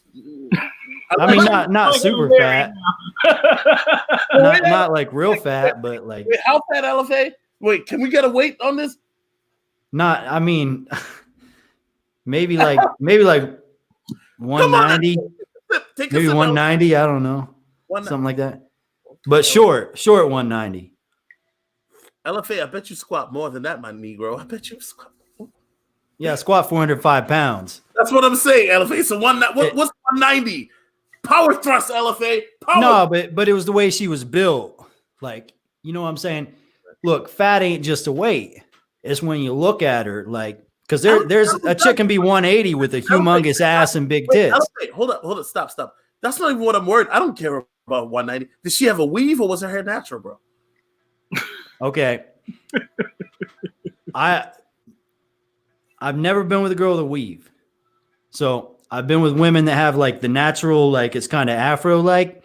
And then I've been with the most recent black girl I was with. She used some chemical on her hair, and she didn't have this when I met her, but she had it when she came to my place. Now it was like some chemical that made her hair like a white girl's hair. It's called a straightener, LFA. No. It was like not just a straightener, because I've been with girls that had the straightener too. This is like, no, I'm serious. You research it. It's like an acid that they can put in their hair and it melts it down. I'm not trying to put you on the spot, but I'm just interested to know because we never get this candidly. But was she like a dark-skinned black woman, light-skinned, or this one was very dark. LFA, most recent longer than chocolate. No. Well, here's the thing, man. And I don't know how your rotations are in the past have gone, but I'll go through phases where it's like, if I'm in a mood for white girls, my whole rotation is gonna be like a bunch of white girls. It's like for the aura that I'm putting off is like, hey, I'm like putting out. This is the white girl aura. The first one. Now I know another level that what game you on now because you said that. But I've went through phases where it's like I'll sleep with like 5 to 10 Hispanic girls back to back, and it's like for some reason it's like the aura that I'm putting off in that situation. It's like they're the ones that are coming at me. It's like because you're eating a lot of tacos. Yeah. But really, it's because maybe it's the way that I'm looking at them or the way, I don't know what's going on. But same thing with black chicks. I mean, it's like I'll go through a phase when it's like, yeah, that's what I want right now. And then it's like, boom, boom, all of them. It's like, where are they all coming from? I don't even know. But, it's kind of the aura that you put off. You're gonna get in where you fit in, and you're gonna fit in wherever you want to fit in at. So, if that makes sense. Elephant, let me ask you this. I get like a lot of guys, right? When I talk about like girls I've dealt with, they're like, Solo, we don't believe you because you're not that handsome of a guy. You're like a Kenan Thompson. Let me ask you this, LFA. It's disturbing to me, but is it disturbing to you that there's so many guys on YouTube that will come on your video and say, you're not that good looking of a guy. You're like a 5. Girls don't find you attractive. And then I'm wondering, are you attracted to women or are you attracted to men? Yeah, it's weird that they do that, man, but they do. I mean, what they're trying to do is get under your skin. They're just haters. I mean, LFA, put the camera on me for a second, Afi, and LFA, because I want LFA to see my face. LFA, do you think that, okay, by the way, LFA, you see my face. I'm not hiding. I'm right here. And by the way, LFA, I don't have to lie on my penis. But if I come on and say, yeah, I was with a beautiful woman last night, blah, blah, blah, do you think that I'm lying? And by the way, LFA, you don't know me personally. We've never met. But have you ever seen a guy that another man doesn't find attractive, but women find him attractive that pulled women? You get 100%. Yeah, 100%. That's what I always try to say. I see these channels, like, I don't know if you watch some of these incel channels. I think you do get, I think you know what's up in the incel. Oh, they watch me, LFA. Yeah. They watch me too. When I was in my mid-tail, like hardcore, they love me. But as soon as I start, like when I started losing weight, and I was like, yo, I'm going on dates, and I'm going with this chick or that chick, they're like, you're lying. And then posting LFA, here's the crazy part. Then I would post receipts on Instagram or my YouTube community line. They're like, how much did you pay her? Yeah. No, yeah, I was debating this guy the other day. So there's this dude, he's like red pill, coach black pill or something like that. The black pill is the incel pill, not like the black manosphere or something like that. Yeah, I've heard of him. I've heard of him. Yeah, so he'll do these videos where he'll spend like 10 minutes. Dudes will send him pictures like, rate me, bro. I mean, they're all like, I mean, it's suspect. I'm assuming they're all straight guys that are just into some weird shit, but it's suspect. But he'll sit there and he'll judge their faces like, you're a 5 out of 10. But here's the thing, and I've been debating this guy because no man can judge another man. It's the total package. Wait, stop. Say that again. Say that again. No man can judge another man. And the reason why is because it's a full package. Okay. You're dealing with body language. You're dealing with charisma. You're dealing with the dude, like the voice. Like when she hears your voice, like your voice can turn her on. You know, there's all sorts of different shit. So you can look at somebody's face. We're talking about photogenic, like how photogenic a person is in a situation like that. So that's irrelevant when you factor in body language because the face is like 3rd or 4th place. These guys think it's 1st place. And that's all you can judge is, okay, this guy's got an ugly face.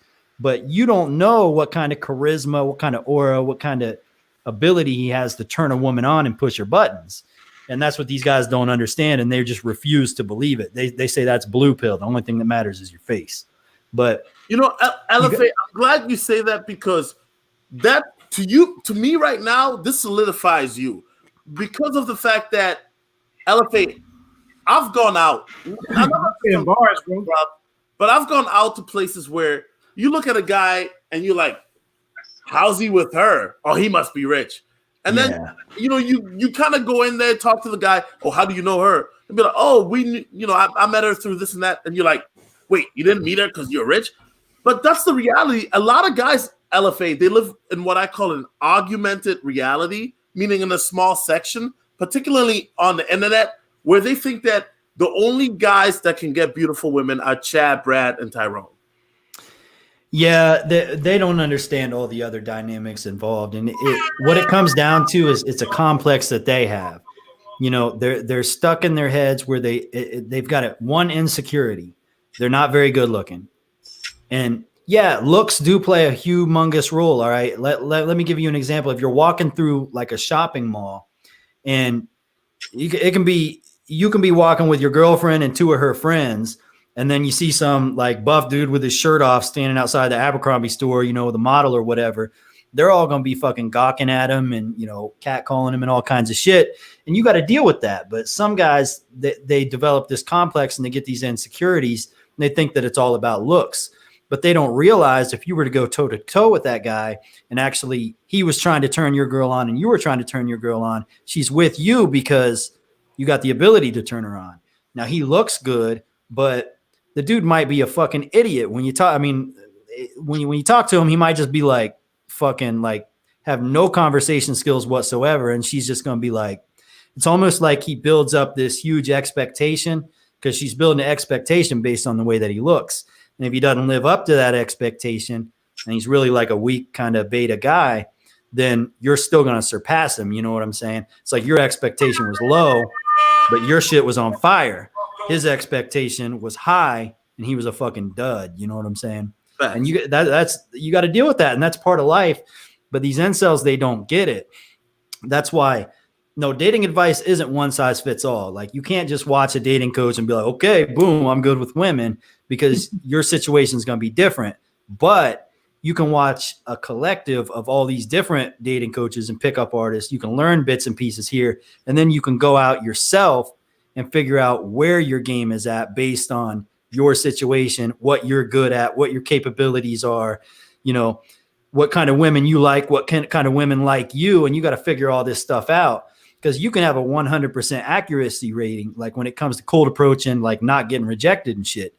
But you just got to be able to pick up on the choosing signals once you figure that out, because once you figure out what kind of woman is into you and what kind of woman you're into, then it's like you can kind of scan the room and you can just figure out like there's 100 women in the room. You can be like, there's 7 over there that are into me. The rest of them, it's a waste of time. So that's 7 bitches. You literally got 7 in your rotation because you have that sort of social skills. You know what I'm saying? And once you pick up on those skills, that's what the red pill is. And people don't get it. You know, these black pill guys, they don't understand the red pill. So instead they just say you're blue pill because they just don't get it. But that's all that is, man. Once you're really red pilled. Hold up. Affy, is he lying? No, you see what I just put? Fire game. I just put that. And you know what, LFA, I don't mean to cut you off because you brought up something that gets overlooked because these incels are so focused on the square jaw and the aesthetic face and the eyes are symmetrical to the left cheek and all that bullshit. Fuck out of here, okay? Like that right there, just like that. Perfect, a perfect face, just like Affy. I was trying to make a point, but here's the thing. One thing LFA just said is that once you understand, like for me, example, I'm not the best looking guy, but I build up my personality to the point that I've gone to a bar or venue or whatever, and then like I started off with the chicks that weren't hot, and then when I got on fire, I approached the hottest chick and like I got her number or like whatever, just like that. So what I'm saying is, LFA, is once you understand the type of women that are attracted to you and you know how to like convey your personality, convey how you're, in the black community, we call it swag, but I like to call it charisma. Once you're able to convey your personality, your charisma, you know what? Face to face is different. I've always had better reactions, LFA, when I'm in a woman's face than if it's Tinder. If it's Tinder, yeah, LFA is gonna kick my ass on Tinder. Yeah. No. Trust me, my Tinder game sucks. No, I do. LFA, no. 9 times out of 10, you gonna kick my ass. But in person, and I'm not saying like I'm better than LFA, but in person, I might have a way better chance to compete. Yeah. No, yeah, for sure. The thing about the square jaw, the symmetrical, everything, all that shit. These guys get this. I got nice teeth though. Facts, Affy. Facts. But these guys get it from the modeling industry. Like they're judging. They're thinking the sexual market is the modeling industry, and that's just not the fucking case. Models. That doesn't mean you know how to turn a woman on. That's all I'm trying to say here is, there's a whole different package you're working with here. It's body language, it's charisma, it's looks, money, status. It's a whole bunch of shit. It's a whole concoction of shit put together. But it's also the most important thing is how you vibe with that specific woman. Now, this is why, like I said, I've been with white women, Asian women, black women, Latino women. They all might be different. They might talk different. They might come from different backgrounds, but it's all about, face-to-face interactions. Can you vibe with this person, push her buttons and turn her on? And listen, nobody is going to turn every woman on. You're going to run into women that want absolutely nothing to do with you, but that's your fault if you pursue that woman and you get rejected, because you should have known long before you got rejected that was a waste of your time. Because, if you're really able to pick up on those signals, if you're giving her choosing signals and she's not giving you any back, that's a good indicator that that's a waste of your time. Now, a man that, if you have options, you're not going to waste your time with something like that. So it's important to, get out there and get yourself some options before you start to really get out there. Man, I drank too much, man. I'm starting to go blank. Hey, you guys both went blank a couple of times there. It just happened to me. I just lost it, man. No, LFA, you were spitting, bro. You were spitting, and I don't disagree with anything you said. I think that everybody tries to make the red pill or the game black or white when there are various shades of gray. So, for example, LFA, we might have you and I might, let's say me and you went out one night and approached a hot girl. For all we know, that girl might be attracted to bald guys, and so I got a better answer than you. Right? You got the freaking, hairline of a Chad god. You feel me? So what I'm saying is this, and I know some guys are gonna be like, "Well, that's just like 1 out of 1,000."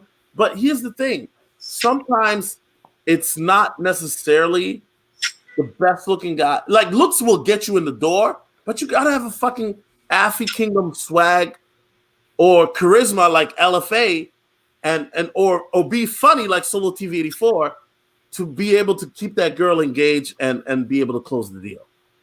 Right. A lot of times it just comes down to vibe. Like if I'm swiping through Tinder, and listen, you can vibe with the way somebody looks. Like you said, she could be vibing with bald heads, but I could be swiping through Tinder and I'll see a woman that's she got the symmetrical face, the fucking supermodel face. And I'm like, nah, like there's something about her. I'm like, this looks fake. Like I'm not even into this. And then I'll see an average looking chick and I'm like, that's the one right there. You know what I'm saying?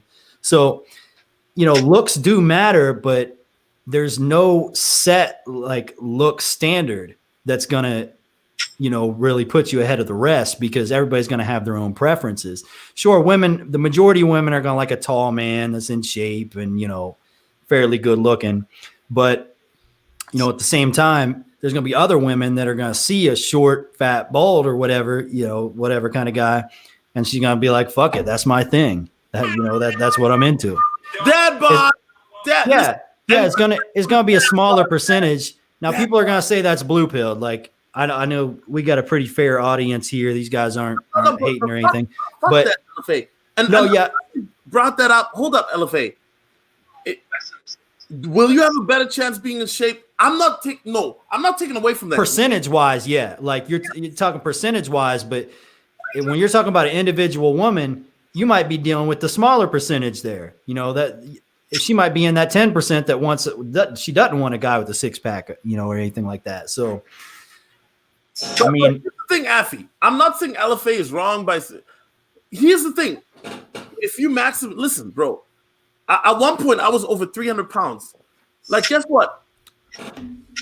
Was I getting a lot of hot girls? No. I mean, I still fucked a couple sevens, and that was amazing. But guess what? Now that I've lost the weight, now I'm in the 200s, and I can fit into polo shirts now, bro. Facts. It's beautiful. And once I lose like 25 more pounds, LFA, then real talk, it's done. All you YouTubers are done. Your careers are done. Solotv84, we're going to stop posting infield footage. Serious, 25 more pounds. Give me 25 more pounds. I'm done. Hang on. Renzo, the truth says every woman is attracted to different things about a guy. One woman may not want the same type of guy the next woman want. Or maybe her fetish is no longer what you are. Yeah, exactly. It may have changed. Exactly. Women, you may have a woman that's, might be a white chick that only dates white guys. And then 2 weeks later, she's fucking dating all black guys, whatever. You're going to deal with all sorts of shit like that. So, it's really important that you just pick up on social cues. You don't want to waste your time with a woman that gives you absolutely no choosing signals. What's up, Modern Life Dating? Hey, you should get him on here. Let's go. You should send him a link. Send him a link. Fire drops. Fire drops. Just cause. See, I'd rather do this. I'm having fun doing this more than fucking with hoes. I got a bitch I can fuck with right now, and I don't want to. After you more faded than me right now. Facts.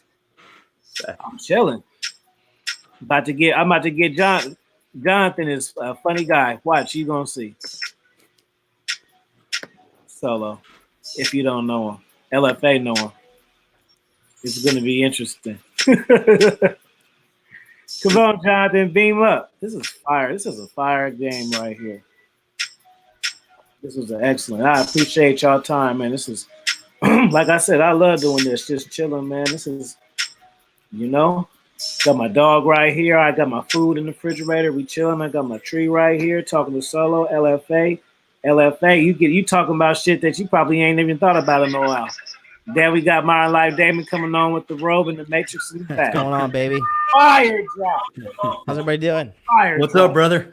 How's it going, man? Man, we just been talking about all sorts of shit. Oh yeah, it's good stuff. It's good stuff. I'd like to see. Finally, good to see you breaking into the live streaming a little bit more. Yeah. Now you gotta watch the wrestling shit. I watched it last night. I left a comment. Last night. Yeah. Well, that was like 4 o'clock in the morning for me in Tokyo when you were texting me. Did you get the message?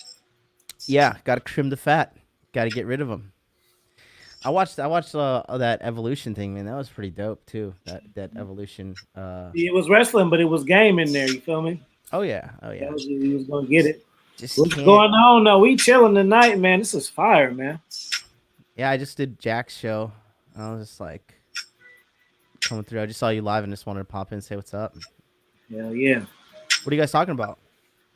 We just chilling. You know, we started off as an interview with LFA, then Solo popped on. Then we got into dating. We got into fucking YouTube game. We got into YouTube growth. We got into fucking working out. We got in. Hey, modern life dating. What the topic that we were just talking about is the whole black pill incel obsession that they think it's only about looks, money, and status. And me and LFA we were just going back and forth that different women are going to be attracted to different things, and a lot of guys don't want to believe it because they're stuck in this whole dimension that either women are only attracted to Chad, Brad, and Tyrone or not. And then I was trying to say this as a guy. Look, I'm not the best looking guy, but I'm confident enough where I don't give a fuck about any of that. And there's going to be women that are going to be attracted to that confidence. Yeah. Period. Yeah. Well, look, I'm not even that super good looking myself. I always talk about it on my channel. I'd say like if I really Pause. You got a big cat in your hand right there. Facts. So you're all fucking his ass. Pause. It's fucking my airsoft gun. That's a prop for some upcoming promos I'm gonna shoot. But, hey, Solo, you gotta fuck with my man, Modern Life Dating, bro. If you don't fuck with him, bro, man. Yeah, I know he popped in. Solo popped into a couple of my things before. Hey, Solo, respect me because you interviewed Credit Score Man. Remember Credit Score Man? Which one? I've interviewed a couple. The white boy who was on that one Jubilee, and he's asked the girl like, "Yo, what's your credit score?" Yeah. I did. Yeah. But yeah, no. Let me go back to what you were saying. So yeah, look, all these guys who say like, only thing that matters is looks, money, status. Like, bro, these guys don't know. They don't know what the fuck they're talking about. I mean, wait. I'm sorry. Modern Life Dating. Can you say that again, please? No, the guys that like are saying like, only, LMS is all that matters. Looks, money, status. Like, if you don't have game, bro, I know a literal guy, right? I'll tell you this: money doesn't make that much of a change in your fucking dating life. All it makes you is like it speeds things up. Like you get to nicer venues. You can take taxis. I'm in Tokyo, so we'd still do taxis. So like you can take taxis to speed up. Where you're gonna go, where you're gonna be at. But I know a guy who is a multi-millionaire. Okay. The dog threw me off. I know a guy. I know a guy that's a multi-millionaire. Okay, he carries around a disposable iPhone that has $1 million in Bitcoin on the phone. Okay, guy is stupid rich. He is insanely rich. This guy has no game, no awareness, and like. He's like anti-game. Like he doesn't like the trouble with dealing with like blue-pilled rich people is that like they have zero awareness of like they just don't have social awareness. They don't get it. They don't get like by saying some shit like, "Yo, what are you saying, bro? You like being weird. Like you're gonna creep these girls out." And like not in like a beta male kind of don't creep her out kind of way, but just like the vibe is off. Like you're just like, bro, you're a fucking pussy repellent right now. And I mean, to be honest with you, this is my personal theory. I have joined some of these like low-level MGTOW chat groups because I always like exploring what young people are. Right? I fuck around with TikTok a lot right now. I go in these Discords, I go in these MGTOW things, and I just like to kind of like to infiltrate and see what's going on. And it's just highly, highly toxic and defeatist. It's just like, woe is me. Like everything is bad. And like, no matter what woman I'm going to be with, she's going to divorce rape me. She's going to call the police on me. Like she's going to, like, my life is going to be ruined. And it's just these guys are just locked. They're lost in a think world. what it is, I think these are a bunch of guys that have no looks, no money, and no status, and they think it's all about looks, money, and status. But what they would find out if they gained a little bit of looks, money, and status by hitting the gym, you know, working on their income, their capital, you know, getting out there, developing a social circle, maybe creating a YouTube channel or Instagram, you know, blowing up a little bit on social media, they would start to understand that, yeah, that gets you attention, but what are you going to do with that attention? Okay. Yeah, you now you got people looking at you. Now your expectation is fucking on the top of the mountaintop. Now are you going to live up to that expectation? And that's the problem. So, but these guys got to take that first step, and they got to get there. You do got to work on the looks, money, and status. That shit's important. But you know, if you're not willing to get out there, and you got to take shots. Now game is just who you are. Now you're going to go out there. The more women you talk to, the more experience you get. That's when who you are becomes more charismatic, more smooth, and more, you know, you're able to maneuver around with women. You know what I'm saying? But these are guys that don't have looks, money, and status, so they think that's what it's all about. But once they get it, they're going to understand, like, it don't really do you much good if you don't know what to do with it. Yeah. And there's something that LFA, I touched on a little bit briefly, and I know Modern Life Dating will agree with me. There's one game that a lot of you guys overlook, dating coaches, even we overlook. Social circle fucking game is fucking, that's what I'm doing. Social circle game, bro, is fucking king. Even in 2020. Facts. Yeah. Oh, yeah. Like, one thing is this. I'll notice this. One of the trends I've noticed now with dating is this. All the cowards and beta males, they have flooded every avenue of social media. Yes. Every avenue. Let me tell you something. So I'm banned on Facebook right now, right? I called some feminist a cunt. And I'm banned for 30 days, right? So I just got this new second monitor here, right? But before I had this 40-inch TV that I wasn't using, that I was converting as a monitor, but I was always looking all the way over there for it, so I just got the second monitor. And I decided I wanted to sell the second monitor. There's a thing in Japan called sayonara sales, right? It's a Facebook group where you can just post your stuff and sell it.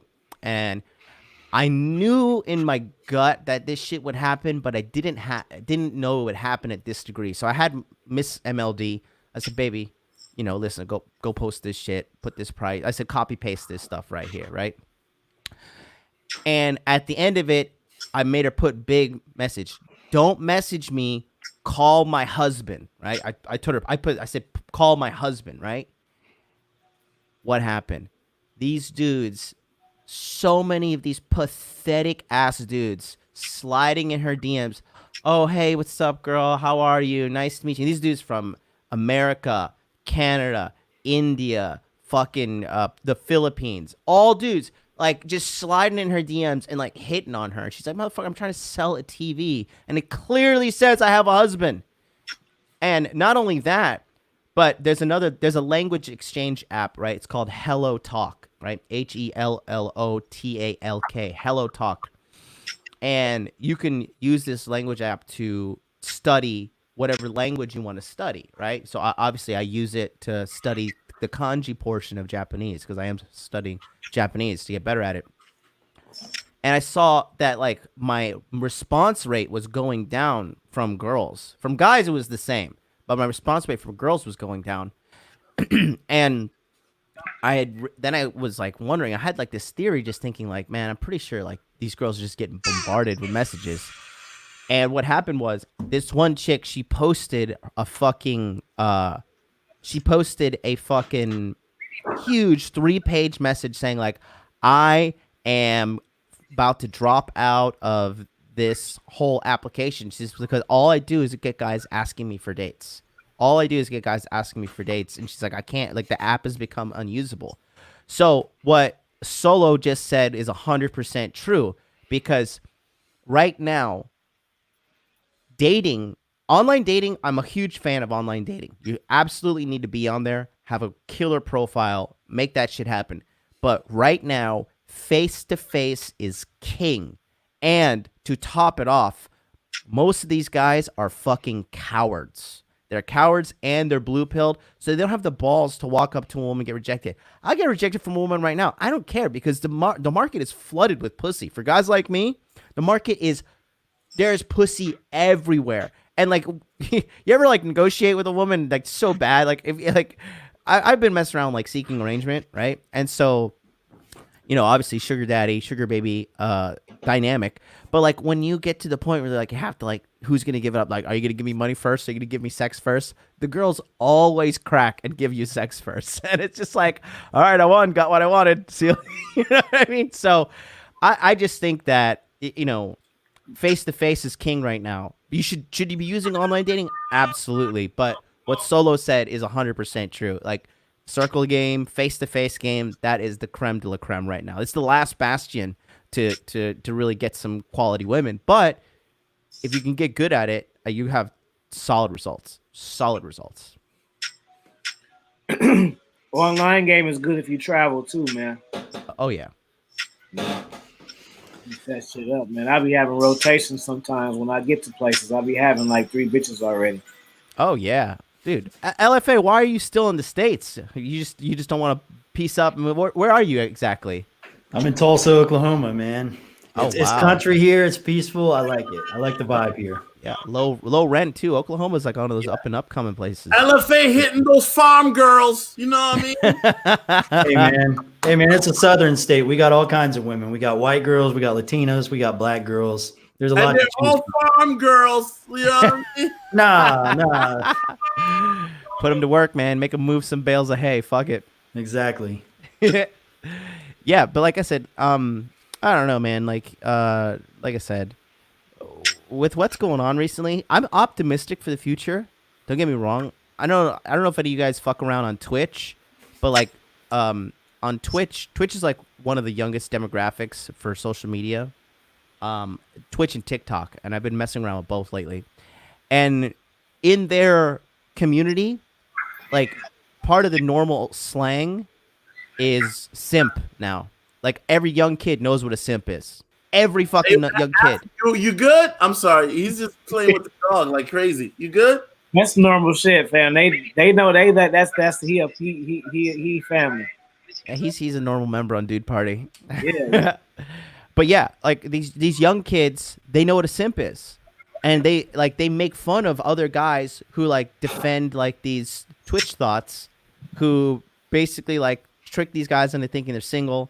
Oh yeah, come over to my onlyfans.com account, sign up, pay $5, $10, $15 a month, and I'll send you private sexy photos. They don't even send fucking nudes. They're just like, oh, here's my Christmas theme, like I'm covering my tits with fucking candy cane. And guys are getting red pilled at a young age. So I think I can say, like I said, I think next 10 years we'll see a big shift. And in 10 years I'll be 44. I'll still be killing it, bro. I'll still be murdering it. So I mean, I'm doing good as it is right now. So I'm good. I'll be busting to the day I die. So I'm good to go. Put the big ass shit in this hand, busting. Oh man. But yeah, like I don't know. I just feel like, don't get me wrong, is it harder in the States? Yeah, it is. But if you can master chicks in the States, I mean, Afi, you obviously, you know, you're an ultra player yourself. Once you master game in the States, the world is your playground. Like the world is your. What was it like when you were in the Philippines? You had a good time? You have a few? Hell yeah, man! I did live sex on Instagram, man. When I was I missed that one. You know, that shit was classic. What kind of action do you think LFA would get in Japan? Because I always be asking about myself. What would a tall, 6-foot, muscular white dude get out there? He'd get plenty. I'm not really into those Asian girls though. I like big booties. They're a little too petite for me. You say that, but you've never been here, have you? That's true. Oh man, I'm telling you. Listen, Japanese girls. Every time it's like when you get a Japanese girl, it's like Christmas, right? Because they're really conservative, right? Mm-hmm. The showing cleavage is not a thing here. Girls don't do it. If they do it, it's like, well, that girl's a turbo whore, right? So, like, they don't do it. They always wear conservative things, and The games, when you undress them, it's like Christmas. You're like, I don't know what I'm gonna get, but sometimes you're like, oh shit, she's got some big ass titties under this fucking sweater or whatever. You know what I mean? And sometimes you're like, oh fuck, she was wearing a super padded bra. You know, it's just I think that's like that with normal. But I mean, girls out here, they've been training. They're doing growing your ass has become a global phenomenon apparently. So a lot of girls are doing those hip thrusters and stuff like that. So, dude, and I'll tell you this too, man. And like, sex can only keep you interested for so long, and then that's where like that Asian femininity and grace comes to play. When she's like, it's like hanging out with an angel, man. They're like so like kind and gracious, and they're so like sincerely complimentary of us. They love us because we have high noses as Westerners. Like our nose goes high. They're like, your nose is so high. I like that. Because everybody in Japan, their nose is like look like a pug because it's all pushed down. It's just it's just genetics. So they always like love our high noses, and they're so like just like kind and full of servitude. And if you're a black guy and you come here, bro, these like the hip hop Japanese girls, they won't give me a time of day, but they are so fucking hot, dude. They just like I saw fucking Akon on Japanese MTV, and like I want a black guy, and like they'll go to hip hop clubs and specifically only look for black guys. So they have their niches that they're a part of, So it's good time to be alive. Listen, guys, listen. Hey, yo, your ModernLifeDating, appreciate you coming up. Listen, I gotta go to sleep. I gotta wake up early. You know what I'm saying? I gotta, fold some laundry and then actually run some errands. And then, by the way, ModernLifeDating, I've been buying a lot of Ripple. I don't know how you feel about Ripple. I was in one live stream and I was talking about Ripple. So I don't know if you fuck with Ripple now. You don't fuck with Ripple, bro? No, you have to look into the fundamentals. I did look in, bro. I've been looking into Ripple for the last 3 years. It's not a cryptocurrency. It's just a token. There's no very value. bullish. I'm very bullish. I'm very bullish. I hope you make money. I sold all my Ripple, but I'm not. I have I have Bitcoin. I have Binance. Yeah. Well, I'm always gonna be bullish on Bitcoin and Ethereum. But you know what? You know what let me down the most? I lost so much fucking money on is Litecoin, bro. Well, yeah. When Charlie Lee, whatever the fuck his name is, said when he left. Yeah, when he left, and when Litecoin was at 300, and then boom, that cocks. Excuse my language, Affy. But that Black Ram. Black Ram. But listen, guys, I'm about to leave, so let me just give my shout outs real quick. Hey, LFA, I appreciate you having me on, bro. It's good talk. LFA, bro, let's chat behind the scenes. Let's do a show in the future, man, if you're down. You know what I mean? You cool dude. Affy, you my Negro. You already know. The fact that you let me on is cool. ModernLifeDating. Motherfucker, how are you always in the robe? Like, do you just like wake up in the robe and then you just walk around the robe? Like this, it was funny how the robe started. Like when I first started live streaming, I would put on a full suit. And then I got to the point where I was just like, man. Hey, that's hella funny, the evolution and shit. You sure did. I didn't really trip. You said a whole shit. Like, every time I see this guy's always in the rope. Like, dude, like this is just like purposely like run real quick to the bathroom to put the rope on, or you just you have no idea my disdain for clothing. But like this is just how I live my life. Like I'm literally always wearing the robe. And then what happened was like this, I used to wear the proper clothing. And one time I just did the show and I wore the robe and I was like, guys, sorry, I'm just going to wear my robe today. Like, I was tired. I don't feel like changing. And then the next day I put clothes on and everybody in the chat was like, yo, what the fuck? Bring the robe back. Bring the robe back. And like the whole chat was like yelling at me to bring the robe back. So I've just been doing it in the robe. And I just woke up. Let me ask you this, because like I said, I'm about to leave. But you said you in Japan right now. Yeah, you've been in Japan for a minute though, right? Yeah, 5 years, not consecutively, but 3 years consecutively in Tokyo. Okay, bro, that's what's up. Salute to you. Enjoy it. LFA, many blessings to you, brother. What's up, brother, bro? Let's chat behind the scenes, bro. I really appreciate you. Affy, you're a real one, bro. You made it happen.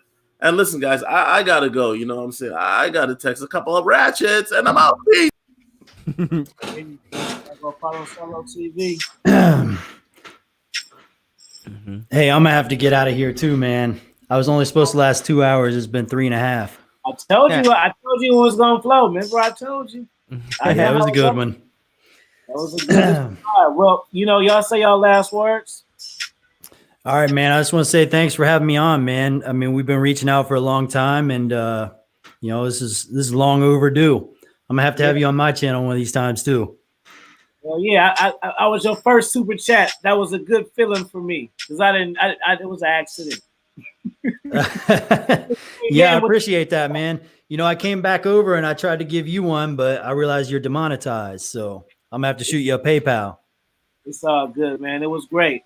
Yeah. So y'all just say y'all social medias and stuff real quick so they can reach y'all and I'm LFA on everything, so I'm on all the social medias. Just LFA. That's it. And what's the most important thing we talked about? We remember the shirt. Oh yeah. That daddy energy. It's that daddy energy, man. Yeah. Make sure you guys drop a "We Are the Prize" when this shit's finished. 5 minutes, man. Drop a "We Are the Prize," man, in the chat. Modern Life Dating. Last words. Getting ready to launch Body Language Mastery for the first year coming up, or the first quarter of 2020. So March 26th is the enrollment period. And then after you get into the course, we're doing 3 weeks of intensive webinar training where you get to come in and ask questions to like me, people like Afi, Rolo Tomasi, Richard Cooper, Donovan Sharp, the whole 9 yards. And if you're wondering what the webinar is like, on March 23rd, I am doing a demo session for the webinars. We're going to do a full demo. So you get to come in, join the Zoom session, and you get to see exactly what You're a fucking genius, bro. A webinar is like. Thank you. So go there, go to modernlifedating.com/body language, and then click on the sign up link. And all it is, you're not signing up for anything. You're just putting in your best email address so you can get a link to get access to the free webinar that will be. It's a live webinar too. It's not like a pre-recorded shit. It's like you're going to have a conversation with me and some of the greats. So if you want to get in on that, March 23rd, mark your calendar. Thanks, man. This was a good stream, man. For me, make sure you follow my Instagram. I was gonna premiere. Man, y'all gotta hit my super chat. Y'all want to premiere? Y'all want to premiere the new podcast, everything about the game in 20 minutes tonight? Y'all gotta hit the PayPal, man. But follow me on Dominance Mindset Raw Game. Follow my mukbang channel. Got a new drop. Talking to a Filipino chick about female nature. Y'all want to catch that, and y'all can see these fire wings. Get on the wrestling channel. I got a new fire drop. It's gonna be the best one I ever done so far.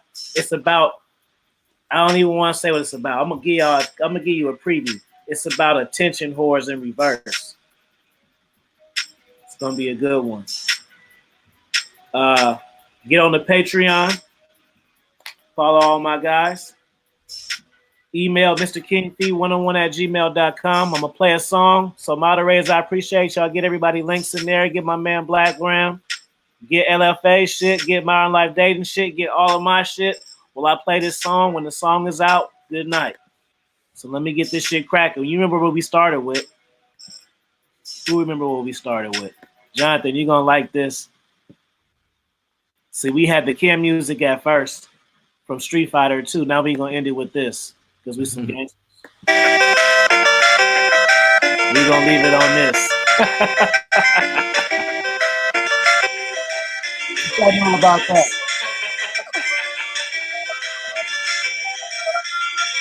It's Double Dragon. You don't know that.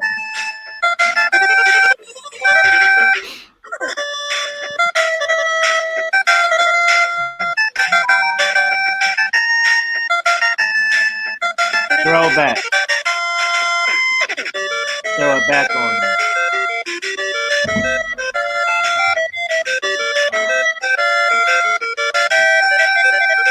Y'all too young for that. Oh no.